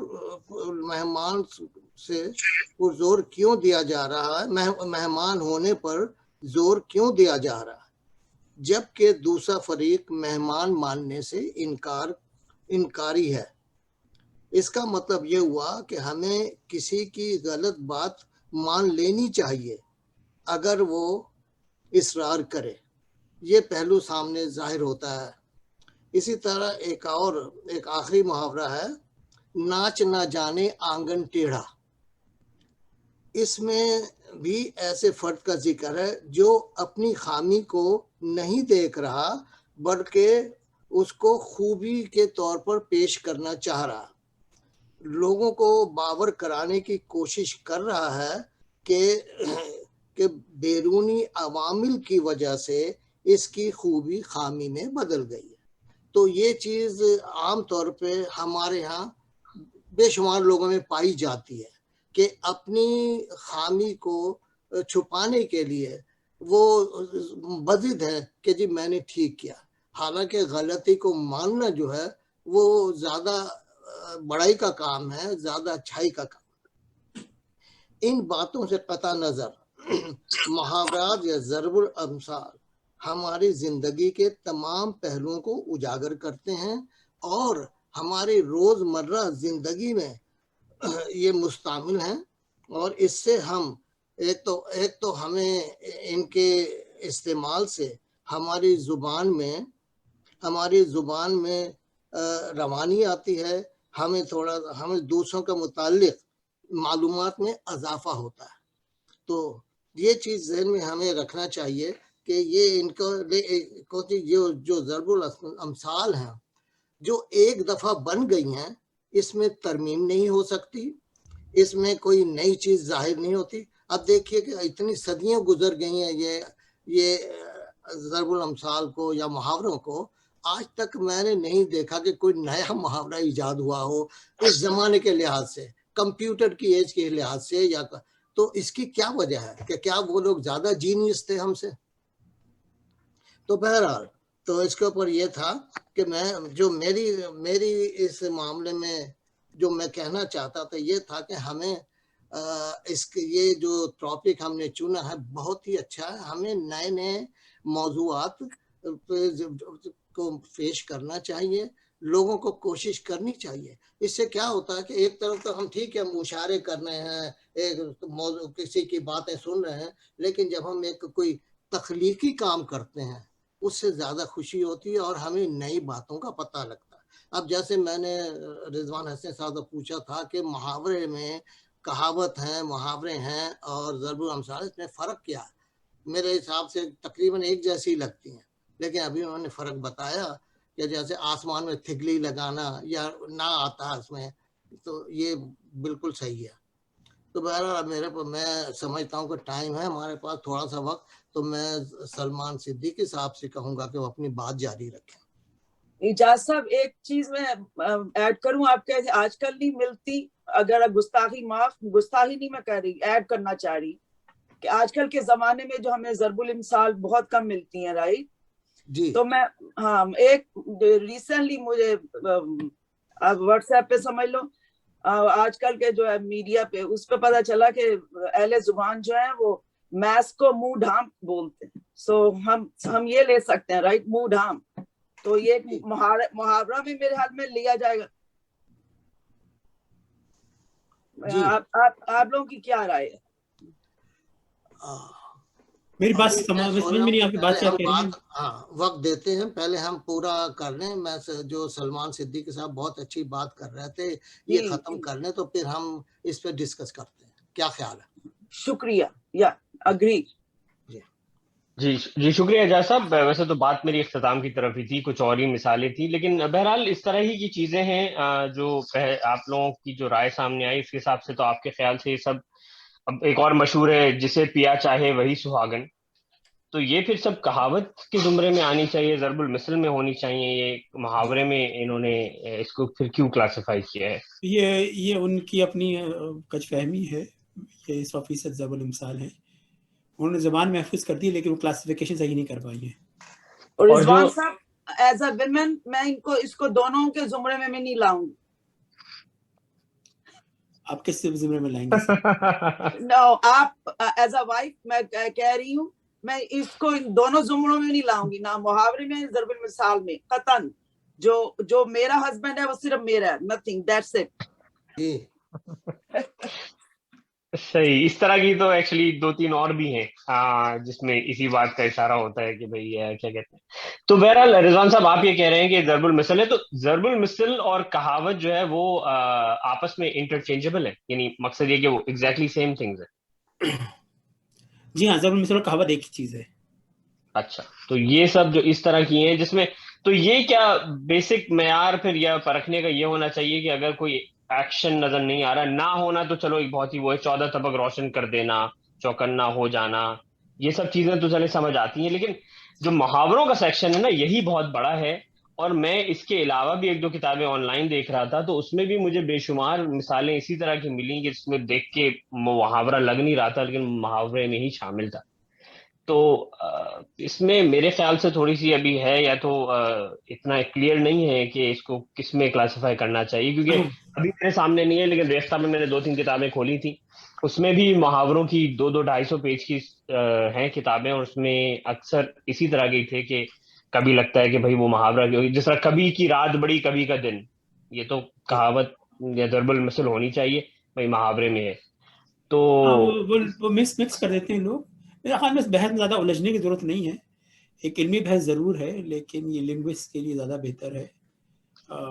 اور یہ میں آپ نے جو بات کر رہے ہیں یہ درست ہے, میں نے بھی کئی کتابوں میں دیکھا اور اس میں مکس ہوا ہے لوگوں کے, اس میں اور رضوان صاحب یہ کئی جو ہے محاورے ضرب المثل میں بھی شامل آ جاتے ہیں, کئی مکس ہیں, سمجھ آئی؟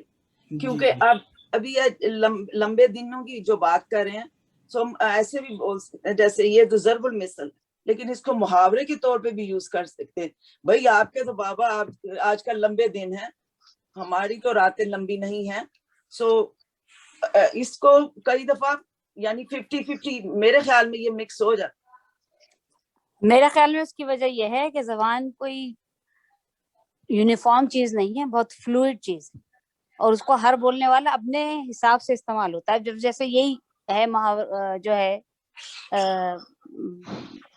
14 طبق روشن ہونا, 14 طبق روشن ہونا تو لغت میں لکھا ہوا ہے, لیکن اس کو ہمیشہ اس طرح نہیں بولا جاتا. انہوں نے میری ایسی سے کہتے ہیں مجھے اس طرح بری طرح ڈانٹا کہ میرے 14 طبق روشن ہو گئے, تو ہمیشہ اس محاورے کو شامل کیا جاتا ہے. یا آگ بگولا, ایسی کیا بات ہو گئی کہ آپ آگ بگولا ہو گئے. تو یہ جو مجھے لگتا ہے کہ یہ چونکہ اس لیے زبان میں کلاسیفیکیشن جو ہے وہ ظاہر ہے کہ جو 2 آدمیوں میں ہو رہی ہوتی ہے کمیونیکیشن, وہ صورتحال کے حساب سے ہوتی ہے. تلمیذ صاحبہ آپ نے یہ میری وہی ابھی مثال اسی کی دے دی ہے کہ آپ نے 50-50 کر دیا, محاورہ کو آپ نے ضرب المثل بنا دیا, تو جو مکس میں یہ تو کہہ رہی ہوں کہ یہاں اگر جو کلاسیفیکیشن میں اگر انہیں محسوس ہو رہا ہے کہ یہ محاورہ نہیں ہے اور وہ نہیں ہے, مطلب یہ کہ ضرب المثل ہے, تو اس لیے میں کہہ رہی ہوں کہ یہ کلاسیفیکیشن بہت مشکل ہوتی ہے زبان میں, اس لیے کہ زبان کوئی زبان بہت فلوئڈ ہوتی ہے, یونیفارم نہیں ہوتی, لیکن صورتحال کے حساب سے بدلتی ہے. ہاں, اور ایک یاد رکھنے کی بات ہمارے لیے یہ ہے کہ ہم نے جو ہر کوئی جو بولتا ہے, جیسے میں اہل زبان نہیں ہوں, تو جو ہر کوئی بولتا ہے ہم اس کو نہیں لیں گے. اس کا صرف پرکھنے کا معیار یہی ہے اہل زبان, that's all, which is Salman Siddiqui اور رضوان صاحب they are doing right کہ وہ صحیح اوریجنل جو ہے جو بکس دلی کی اور جو لکھنؤ ہے جو بھی ہیں ان کی نکال کے دیکھ. دیکھیے اس میں اب اس میں بھی ذرا تھوڑے سے کیویاٹس ہیں, پلیز اس میں سمجھنے کی کوشش کیجیے. کہ پہلی بات تو یہ ہے کہ ہم لوگ اکثر جب روزمرہ پہ اوپر آتے ہیں, اب جو اب کتابیں اٹھا کے دیکھیں وہ کہتے ہیں کہ دن بدن کہنا غلط ہے, کیونکہ وہ با کی جو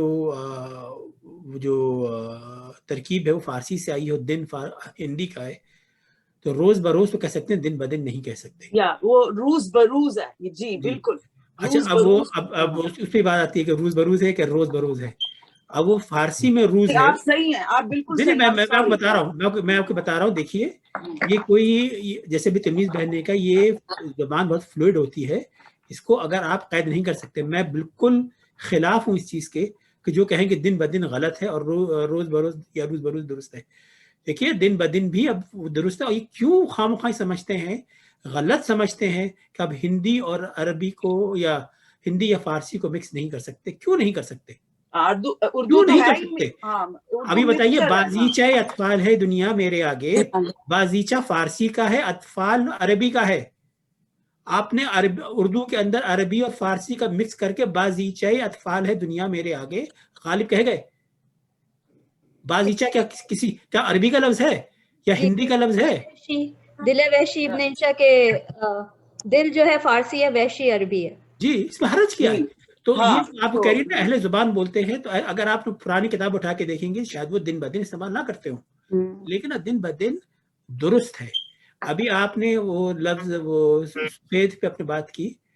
اب دیکھیے اصل جو لفظ ہے عربی سے آیا ہے اردو میں موسم ہے. موسم, سین پہ زیر ہے, زبر نہیں ہے, ٹھیک ہے. لیکن اگر اسے اردو میں کوئی موسم کہتا ہے تو وہ غلط ہے, بالکل غلط ہے. حالانکہ محکمہ موسمیات ہوتا ہے. مزے کی بات یہ, محکمہ موسمیات ہوتا ہے لیکن وہ موسم ہے, ہم سین پہ زبر کے ساتھ پڑھتے ہیں. تو ضروری نہیں ہے کہ تاریخی طور پہ یا اصلاً جو اس کا تلفظ تھا وہی جو ہے ہمیں بولیں گے تو وہ درست ہوگا. یہ میرا خیال میں بڑی زیادتی کی بات ہے کسی بھی زبان کے ساتھ. انگریزی کے اندر بھی جو فرانس سے الفاظ ہے یا جرمن سے الفاظ ہے, انہوں نے اپنی حیت اپنا تلفظ الگ کیا ہے, اور اردو میں بھی ایسے ہی ہے. خواہ مخواہ چاہے بزد ہونا کہ نہیں یہ موسم ہوگا, تو وہ بھی میرا نہیں خیال کہ وہ درست بات ہے. تو میں سوچتا ہوں we have to be very open minded about this thing. اور جو یہ کہتے ہیں کہ اہل زبان کس طرح بولتے ہیں, تو اہل زبان پھر آپ دور حاضر کے اہل زبان کو دیکھیے پلیز. آپ پرانے اہل زبان کو مت دیکھیے, کیونکہ ان کے بہت سی چیزیں ایسی تھیں جو کہ آج قابل قبول ہیں, اور قابل قبول نہیں تھی. اور دوسری بات یہ کہ سوری گو ہیڈ, نو تلمیز گو ہیڈ. اچھا, دوسری بات یہ ہے کہ تلفظ کبھی بھی ایک جیسا نہیں رہ سکتا. ایک خطے کا انگریزی, ظاہر انگلینڈ میں یا لندن میں جو انگریزی بولی جاتی ہے وہ آئرلینڈ میں اس لفظ کا تلفظ بالکل الگ ہے. اسی طرح خود امریکہ میں بھی ساؤتھ میں جو زبان بولی جاتی ہے یا ساؤتھ میں جو تلفظ ہے وہ یہاں نہیں, خیر یہ بھی ساؤتھ ہی ہے, لیکن یہ کہ وہ نارتھ میں نہیں ہے. اب جیسے ایک لفظ وہ استعمال کرتے ہیں ساؤتھ کی زبان میں بہت ہے, وپ, جو کہ وپ کا جو ہے کو استعمال کیا انہوں نے, اس کو اسی طرح بولتے ہیں. اب یہ کہ یہ جو ویریشنز ہیں یہ اسی وجہ سے ہوتی ہیں کہ وہاں کا موسم کیسا ہے. جیسے ابواللہ صدیقی نے اس کی وضاحت ایک جگہ کی تھی کہ جو حصے بہت, جیسے آئرلینڈ کے بارے میں یا شاید کسی اور جگہ کے بارے میں کہا تھا کہ ایک ہی لفظ کو اس لیے مختلف بولا جاتا ہے کہ منہ کو زیادہ کھولنا پڑتا ہے اور بعض جگہوں میں سردی بہت زیادہ ہوتی ہے, تو اس کو بہت جسے کہتے ہیں کہ بالکل ایبریویٹ کر کے یا بہت جسے کہتے ہیں کہ ایبریج کر کے اس لفظ کو بولتے ہیں, یا ایسے مختلف تلفظ سے بولتے ہیں کہ انہیں اپنی زبان کے جو بھی پٹھے ہیں یا جو بھی ٹشوز ہیں ان کو زیادہ حرکت نہ دینی پڑے. تو یہ جو خارجی جو عوامل ہیں زبان تلفظ کے بدلنے کے, یہ بالکل ایک حقیقت ہے. اس پہ جو ہے بزد رہنا کہ نہیں وہ ایسے ہی بولیں گے. اب ظاہر ہے کہ فارسی میں خرگوش کہتے ہیں, اردو میں خرگوش کہتے ہیں. بالکل صحیح. تلمیز صاحب جو آپ جیسے کہہ رہی ہیں, یہی بات میں نے بھی یہی کہنی تھی. لسانیات کی روح سے جو ہے آب و ہوا کا, کلائمیٹ کا اور مکان و زمان کا ضرور اثر پڑتا ہے. اس لیے بالکل رائٹ, لاہور کے لوگ وہی اردو کے ورڈز ڈیفرنٹ بولیں گے, کراچی کے, حیدرآباد کے, لکھنؤ کے, دلی کے. تو ایگزیکٹلی یہی مثال اس پہ لاگو ہوتی جو ابھی آپ نے بولا. मकान ज़मान और क्लाइमेट का पूरा असर होता है, इसलिए इंग्लिश में भी हर लैंग्वेज में जो है वो मकान ज़मान और क्लाइमेट का उसमें बहुत बिल्कुल, ये सारे खारजी अवामिल हैं और ये जबान जी। के तलफ़्फ़ुज़ को बदलते हैं। अब ज़ाहिर है कराची में लोग बाहर कहते हैं, लाहौर में लोग बाहिर कहते हैं, मायने एक ही, उन्हें राइट। उसी तरह कहने की आदत है, लेकिन वो वही बात कम्युनिकेट कर रहे हैं जो आप कर रहे हैं। और रिजवान साहब वही वो रोजमर्रा बन जाता है, राइट? ये वही रोजमर्रा बन जाता है, उसको उसी की तरह कबूल कर लेना चाहिए। और जब तक अगर हम लोग इतने रिजिड रहेंगे हम कुछ नहीं कर पाएंगे। और हमारे जो अकाबरीन हैं उनके इतने रिजिड कवानीन उन्होंने वज़ा करके चले गए हैं जो कि मेरे ख्याल में असर हाजिर के लिए वो गैर मंतकी हैं और वो हमें जो है बॉक डाउन कर देंगे, उर्दू को तरोीज के लिए बहुत नुकसानदेह है। मैंने बड़ी जेनेरिक कमेंट कर दिए। हाँ, ये बात सही है आपकी, बिल्कुल सही है। लेकिन ज़बान अगर आप चाहते हैं उसके बोलने वाले बढ़े तो फिर आपको सबको कबूल करना पड़ेगा। बिल्कुल तो सही। अगर आप चाहते हैं वही दिल्ली लखनऊ की 4 फैमिलियां ज़बान बोलें तो बस ठीक है, फिर आप अपनी ज़बान को खत्म के इख्तिताम के लिए तैयार रहें। बिल्कुल ऐसे ही। तो दिल्ली लाहौर का किसने कहा कि दिल्ली या लखनऊ वाले जी वही स्टैंडर्डाइज्ड है? हाँ, मतलब मैं एक बात कह रही हूँ जो पहले सुना जाता था कि बस हाँ। 2 ही मराकज़ हैं ज़बान के, तो बस ठीक है वही 22 खानदान हो जाएंगे उर्दू में और बस वो उन्हीं के पास रहेगी ज़बान बस। और बिल्कुल सही कह रहे हैं रिजवान साहब, अगर ब्रॉड माइंडेडली अगर नहीं ऐसे लेंगे तो फिर वो जो भी हमारा जो अदीब और शायर जो है वो हर जमाने का उसमें सेल्फ कॉन्फिडेंस नहीं रहेगा कि भाई वो ऑलवेज ही इज कॉन्शियस कि भाई मैंने कैसे बोलना है, इंस्टेड ऑफ जो मटेरियल लिखा है वो एक्सेंट पे ही रहेगा बस। अच्छा, एक बात का मैं जवाब देना चाहूंगी। सलमान ने भी एक बात की थी और मैंने इस पे जरा गौर भी किया आपके कमेंट पे कि फिजिकल है या मेटाफिजिकल है, और आपकी बात बिल्कुल दुरुस्त हो सकती है अगर, लेकिन मैं ये बात सोची थी कि फैसला करने का जो एक्ट है वो तो मेटाफिजिकल ही होता है। हाँ, उसके खारजी अवामिल होते हैं। जो कश्तियां जलाने का जो लफ्ज है उसका असल में उसका जो माखज है वो है फैसला करना या रिस्क लेना। तो वो जरा फैसला आदमी दिमाग में दिल में जहां भी करता है वो एक बिल्कुल मेटाफिजिकल एक्ट है। लेकिन हाँ, खारजी अवामिल पे ऑफ कोर्स उसको क्या कहते हैं कि इन्हिसार करना पड़ता है या उसका नतीजा होता है। तो ऑटोमेटिकली उसके असरात होते हैं। बिल्कुल। तो शायद हो सकता है मैंने जवाब दे दिया हो सलमान की बात का, हो सकता है ना दिया हो। नहीं तन्वी, बिल्कुल क्लैरिफिकेशन का शुक्रिया, बात आपकी सही है, मगर मेरे जहन में उससे पहला तस्वुर जो है बहुत ही फिजिकल एक्ट का आया था, इसलिए मैंने कहा मैं अपनी बात कर दूं। नहीं, मतलब कि दोनों तरफ से सोच सकती हूँ मैं कि मतलब ये हो सकता है, ये भी मुमकिन है। जी जी। अच्छा, मैं बस थोड़ा सा कमेंट करना चाहूंगा रिजवान साहब की बात कर। रिजवान साहब बिल्कुल सही कह रहे हैं और रूही आप भी सही कह रही हैं कि ये जो इतने कवानीन बना गए उसमें अरबी को फारसी से नहीं मिला सकते तो फारसी को जो हिंदी से नहीं मिला सकते। लेकिन रिजवान साहब इन ऑल ऑनेस्टी ये सारे असूल आवाम तो कब की पीछे छोड़ चुकी। यानी हम में से मैं अपनी बात अगर करूं और बहुत सारे लोगों जिनको मैं जानता हूं अपनी जनरेशन में, उनको तो इस बात का भी इल्म नहीं है कि जोश फर्स्ट ऑफ ऑल थे कौन, और दूसरा ये कि वो रिहाइश गाह पे इतराज क्यों करते थे। तो ये बातें वाकई सिर्फ किताबों की हद तक ही रह गई हैं। लेकिन ये कहना चाहिए लिंग्विस्ट और माहिर जबान में तो ये हमेशा होती रहेंगी। वो ज्यादा से ज्यादा ये हो जाएंगी कि भाई पहले इन जबानों की आमेजिश नहीं होती थी और अब होने लगी। अब से 100 साल के बाद बोलेंगे हाँ भाई पहले दिन ब दिन नहीं बोला जाता था, फिर वो अचानक बोला जाने लगा और वो बोला जा रहा है। तो आवाम तो इस सब बातों को छोड़ के पीछे जा चुकी है। मुझे जो तकलीफ होती है, इस तरह के अल्फाज की बारीकियां भी बहुत ज्यादा है जो कि आप नहीं आम आदमी की गिरफ्त से कहीं बाहर हैं और बॉलीवुड की वजह से बाकी चीजों की वजह से जो है वो खराब हो।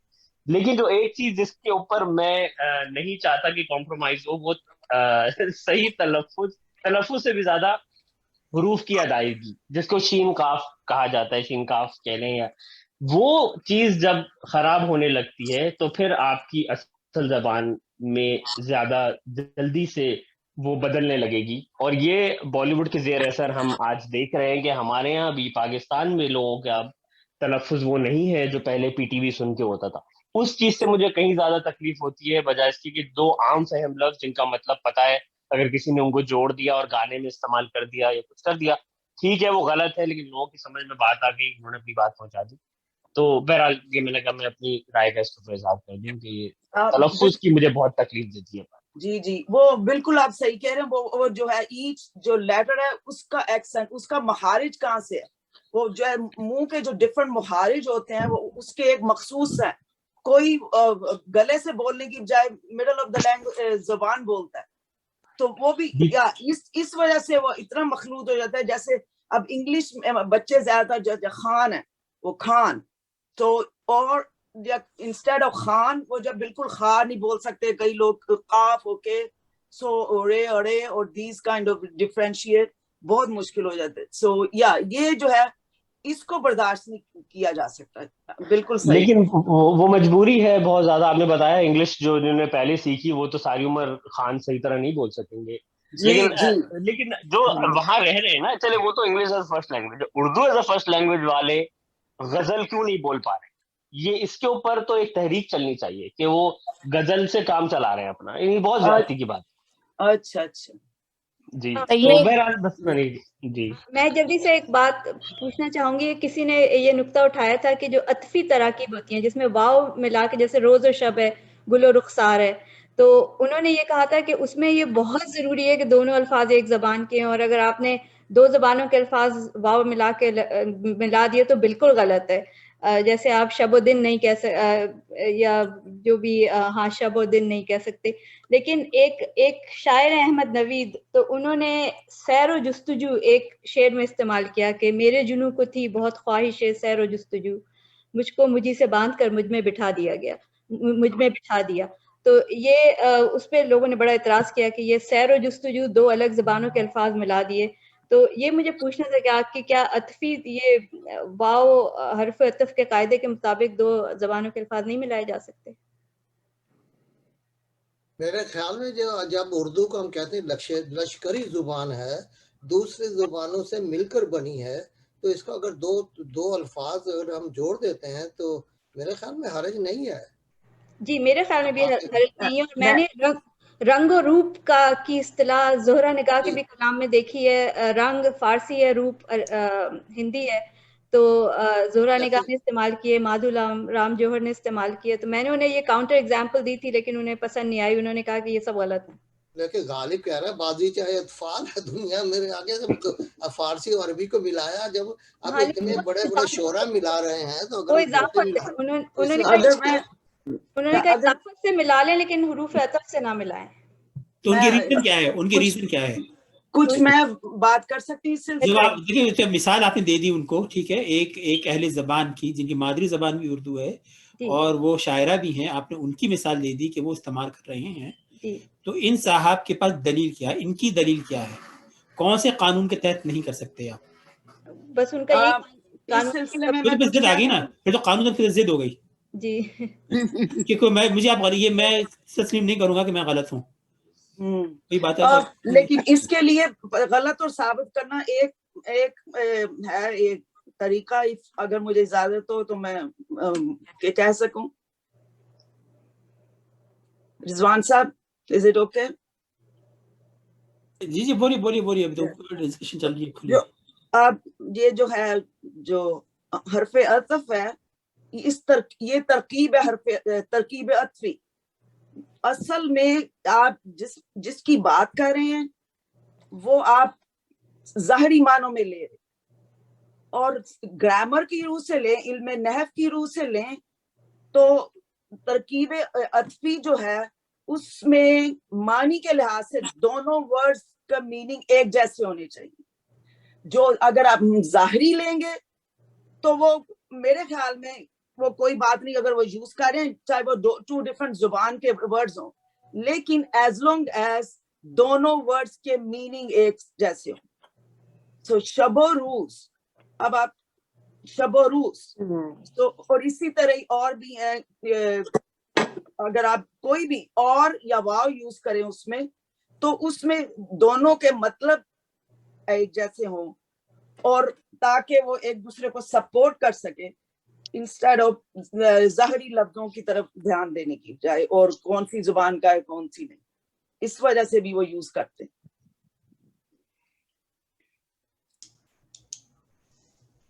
हाँ I मैम, hope जो حروف عطف ہے یا پھر اور کا استعمال ہے وہ لسٹ ہے.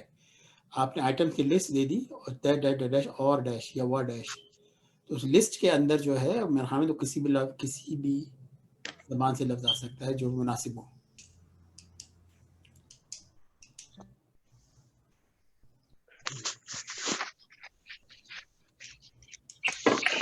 کچھ دو نئے صاحب آئے ہیں، سید عبداللہ ہیں شامل ہیں، نرگس.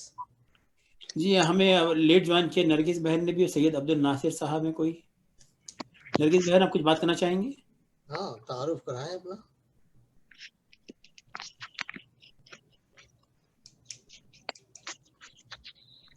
نرگس آپ نے آپ کو انمیوٹ کر کے بات کر سکتی ہیں اگر آپ کچھ اپنے تعارف کرنا چاہتی ہیں، کچھ بات کرنا چاہتی ہیں. جی السلام علیکم.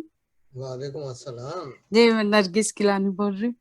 جی میں سن رہی تھی تو مجھے بہت اچھا لگ رہا تھا، بڑی معلومات میں میرا اضافہ ہو رہا تھا، اس لیے میں خاموشی سے سن رہی تھی. میرے بھی ایک سوال ذہن میں ضرور ہے، اور بہت عرصے سے ہے کہ پاکستان کا خاص کر ٹی وی اور اس کے ڈرامے پروگرام، اس میں بہت ہی بگاڑ کے اردو کو آج کل انہوں نے توڑ موڑ دیا، اور بولتے ہیں بہت ہی لہجہ خراب رکھتے ہیں نا. تو بہرحال یہ میرا بہت بڑا اعتراض ہے ان کے پروگراموں پہ. یہ بہت ہی بگاڑ دیا لہجہ نا نئی نسل کے لیے خصوصیت کے ساتھ.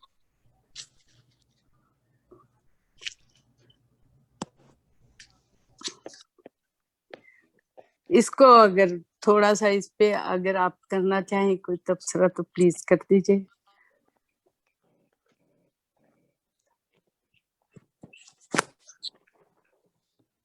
جی ہاں، بس میں کوئی اور بولنے اور میں ہی بات کر لیتا ہوں. جب سے ہمیں ٹیلی ویژن کمرشل ہوا ہے تو اس کے بعد یہ حالات ہو گئے. ہم موضوع پہلے بھی بات کر چکے ہیں اردو گھر میں. بات یہ اچھا تھی کہ پاکستان ٹیلی ویژن جب بنا تھا تو اس میں وہ لوگ آئے تھے جو پاکستان براڈ کاسٹنگ کارپوریشن کے امپلائیز تھے، اور وہ ایک مرحلے سے گزرتے تھے ٹریننگ کے، اور کچھ سلسلہ اس طرح ہوا تھا کہ جو سارے وہ لوگ جمع ہو گئے تھے جو کہ زبان اور بیان کی نزاکتوں کو سمجھتے تھے اور اس کو لاگو کرنے پہ بضد تھے. تو جو پاکستان ٹیلی ویژن کا جو ابتدائی دور تھا 1980 تک کی دہائی تک کا، تو اس میں اس دور میں ویسے قوانین لاگو رہے، اور یہ شین کے تلفظ پہ اور زبان پہ بہت زیادہ زور دیا. اس کا جب کمرشل ہو گیا تو ان کے اندر وہ ان چیزوں بندے جو آزاد تھے، ان کا جو کمرشل کا مطلب یہ ہے کہ باٹم لائن ہے، ان کو پیسے بنانا ہے اور کچھ نہیں ہے. پی ٹی وی پہ تو اتنے پیسے بھی نہیں بنتے، کچھ بھی نہیں تھا ان کا. تو ان کا صرف کام ایک شوقیہ ہوتا تھا اور محبت اور ایک فن سے محبت ہوتی تھی. لیکن جب وہ کمرشل ہو گیا تو ان چیزوں میں پھر ریلیکس ہو گئے، خام خواہ اس پہ ٹائم ضائع کیوں کرے، اور وہ بات کی جائے جو کوئی عوامی ہو اور زیادہ محنت نہ کرنی پڑے. سر بالی ووڈ میں ہوتا ہے. تو پاکستان نے میری بھی آواز آ رہی؟ میری جی آواز جی جی میں بالکل آپ نے صحیح کہا. جی جی آپ نے کو بجا میری آواز فرمایا. آ رہی؟ جی جی ہم آ رہی ہے. ہم رہ بولیے. ہاں تو میں کچھ باتیں کرنا چاہوں گا. ایک تو یہ کہ جو اردو گھر کے ہم نے رکھے ہیں 4 چیزیں، تعلیم، تہذیب، تخلیق اور تحقیق، وہ اسی بات کی ہے کہ زبان جو ہے اس میں کئی عنصر ہوتے ہیں، صرف شین کاف نہیں ہوتا. تعلیم ہوتی ہے زبان کے رہنے کے لیے. جس طرح جو آپ نے بات کی ہے وہ تہذیب کی بات کی ہے. تو جو ہے تعلیم، تہذیب، تحقیق اور تخلیق اور تحقیق، ہم نے اسی لیے اردو گھر کے 4 پلرز رکھے ہیں، کیونکہ یہ ساری چیزیں جو ہیں آپ صرف زبان پڑھا کے لوگوں کو نہیں کہہ سکتی ہے، ڈنڈے مار کے یہ نہیں کہہ سکتے کہ اب اس کو اس طرح بولو، اس کو اس طرح بولو. اس کے لیے وہ تمام عوامل چاہیے، تہذیب بھی چاہیے، تخلیق بھی چاہیے اور تحقیق بھی چاہیے اور تعلیم بھی چاہیے. ورنہ زبان جو ہے وہ اب اردو یا کوئی بھی ہمارے خیال میں اس معاملے میں اردو سروائیو نہیں کرتی اسی حالت میں. تو اردو گھر کے جو مقاصد ہیں وہ صرف زبان پہ ہی ہم نے محدود نہیں کیے، اسی لیے ہم نے اس میں تہذیب کا بھی عنصر رکھا، جو کہ پینڈیمک ختم ہوگی تو ہم اس میں زیادہ آئیں گے، مگر تہذیب کا عنصر ہے، تخلیق کا عنصر ہے اور تحقیق کا عنصر ہے. کیونکہ ان 4 پلرز کے بغیر ہماری ناقص رائے میں چیزیں آگے نہیں بڑھ پاتی. جس طرح کہ آپ نے جو باتیں کی ہیں ٹیلی ویژن میں ایسے کیوں ہو رہا ہے، وہ ایک تہذیب اور اس کی تہذیب ایک جو ہے وہ زبان کے اندر، اور تحقیق تو اگر اب اس کو شاعر لوگ اسی کو تخلیق کرنا شروع کر دیں اسی بگڑے ہوئے تلفظ کے ساتھ تو زبان اپنا رخ بدلتی جائے گی. تو چھوٹی سی بات. دوسری میں نے وہ شیخ اعجاز بھائی کو کہنا تھا کہ میرا خیال ہے محاورے تخلیق ہو رہے ہیں مگر کیونکہ ہم اس کے اندر ہمیں پتہ نہیں چل رہا. جس طرح اب ہم کہتے ہیں تم ہمیں واٹس ایپ کر دو, اب یہ نہیں کہتے کہ واٹس ایپ پہ جا کے مجھے میسج بھیج دو, ہم کہہ رہے ہیں ذرا آپ یہ واٹس ایپ کر دیں گے, یہ چیز مل رہی ہے. کبھی یہ ہم اب بہت چیز جو کہ محاورے کی آ رہی ہے, مسڈ کال کرنا. اب میرا فرحان نے اپنے 1-2 شعروں میں بھی اس کو یوز کیا.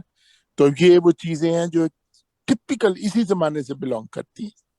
مسڈ کال کرنا جو ہے وہ اس کا پرانی سے تعلق, مگر ایک بڑی ایکشن ہے جو ہم لوگ کر رہے ہیں آج کل کہ مسڈ کال کر کے بٹن دبا دیتے ہیں تاکہ لگے کہ ہم نے کال کیا مگر نہیں کیا.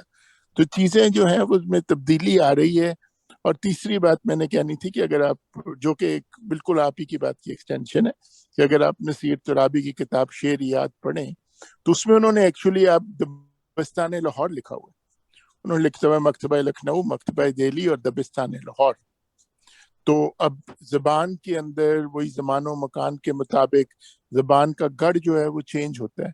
اور انشاءاللہ ہم بھی چاہتے ہیں کہ اس طرح ہی ہو, اردو گھر ڈیلس اس طرح ہو. اور اس کو آگے بڑھانے کے لیے صرف زبان ہی کافی نہیں. تو آپ اگر صرف زبان بولتے رہیں گے اور اس کے پیچھے ایک تہذیب نہیں ہوگی, اس کے پیچھے تخلیق نہیں ہوگی, اس کے پیچھے تحقیق نہیں ہوگی, تو وہ زبان کتنی بھی شیریں کیوں نہ ہو وہ سروائیو نہیں کر پاتی.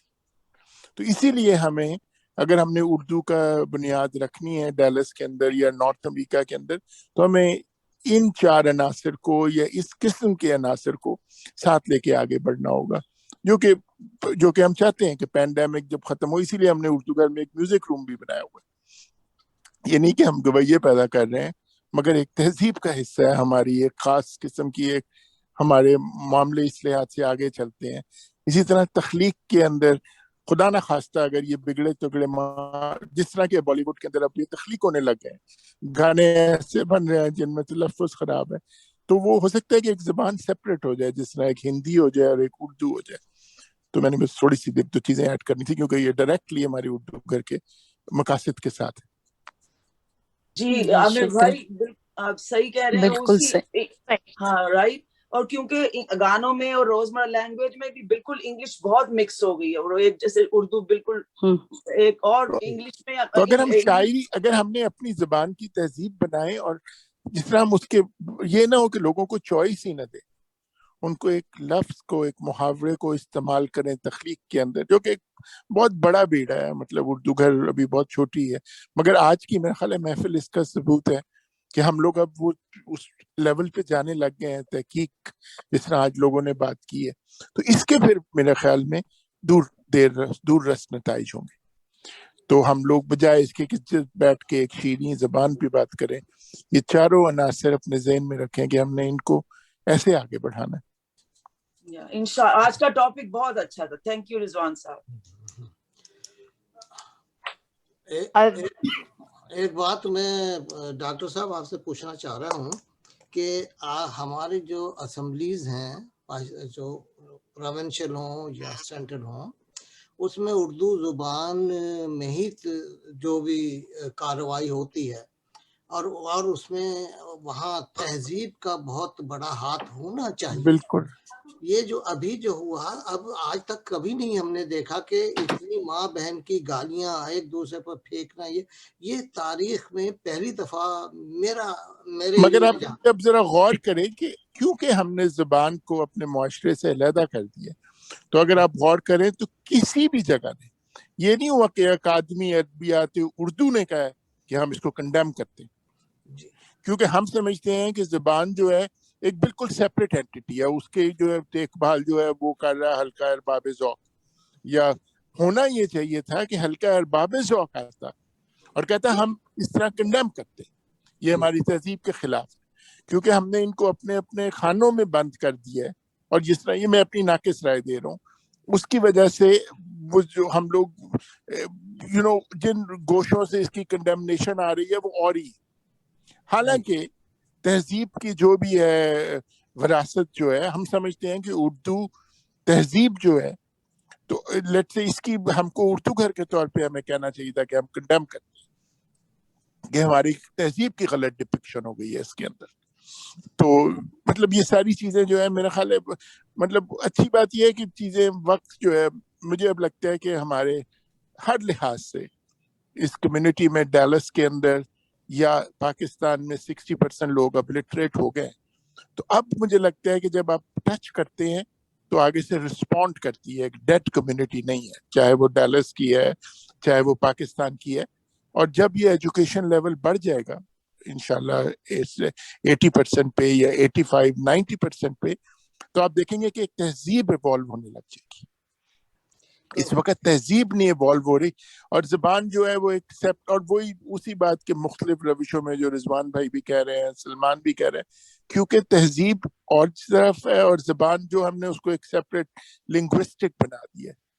جبکہ جو ہر لحاظ سے آپ دیکھا جائے تو زبان جو ہے وہ تہذیب کے ساتھ مربوط ہے, اور وہ کبھی بھی آپ اس کو علیحدہ نہیں کر سکتے. اگر تہذیب چینج ایکسیپٹ کر رہی ہے اور زبان چینج ایکسیپٹ نہیں کر رہی تو زبان ختم ہونے لگ جاتی ہے, ایک نئی زبان کی فارم آ جاتی ہے. اور یہ بات جو ہے یہ کئی لحاظ سے ٹرو ہے, یہ عربی پہ بھی ٹرو ہے, یہ قرآن پہ بھی ٹرو ہے. اگر قرآن ہی قرآن رہ جاتا اور کوئی سنت کوئی اس کو فالو نہ کرتا تو چاہے وہ کتنے بھی ہائی لیول پہ لکھی گئی ہوتی ہے عربی کی, وہ سمجھ میں آنی بند ہو جاتی. تو وہی جس طرح ہم لوگوں نے جب یہ رکھی تھی اردو گھر کی بنیاد, تو یہ 4 چیزیں رکھی تھی, اور اس کو دوبارہ انشاءاللہ ہم رینیو کریں گے, مگر تعلیم, تہذیب, تخلیق اور تحقیق. تو ہمارا اس وقت جو ہماری انڈرسٹینڈنگ تھی کہ یہ 4 چیزیں جو ہیں یہ اردو کو بقا رکھیں گی نارتھ امریکہ کے اندر. تو ورنہ ہم لوگ بالکل ایسے ہی ہوگا جس طرح شاعر جو ہے وہ علیحدہ ہو جائیں گے, اور کسی اور شہر میں جس طرح خوبصورت زبان, خوبصورت مضمون پڑھتے ہیں, مگر وہ لوگ جو ہیں وہ اپنے سوسائٹی کے ساتھ کٹ آؤٹ ہو گئے. تو جب آپ لوگ, تو اس کو مطلب اس پہ بہت لمبی ڈسکشن ہو سکتی ہے کسی وقت, مگر یہ اچھا میں اس میں اضافہ کروں گا. ہمارے اردو گھر کے جو مقاصد ہیں وہ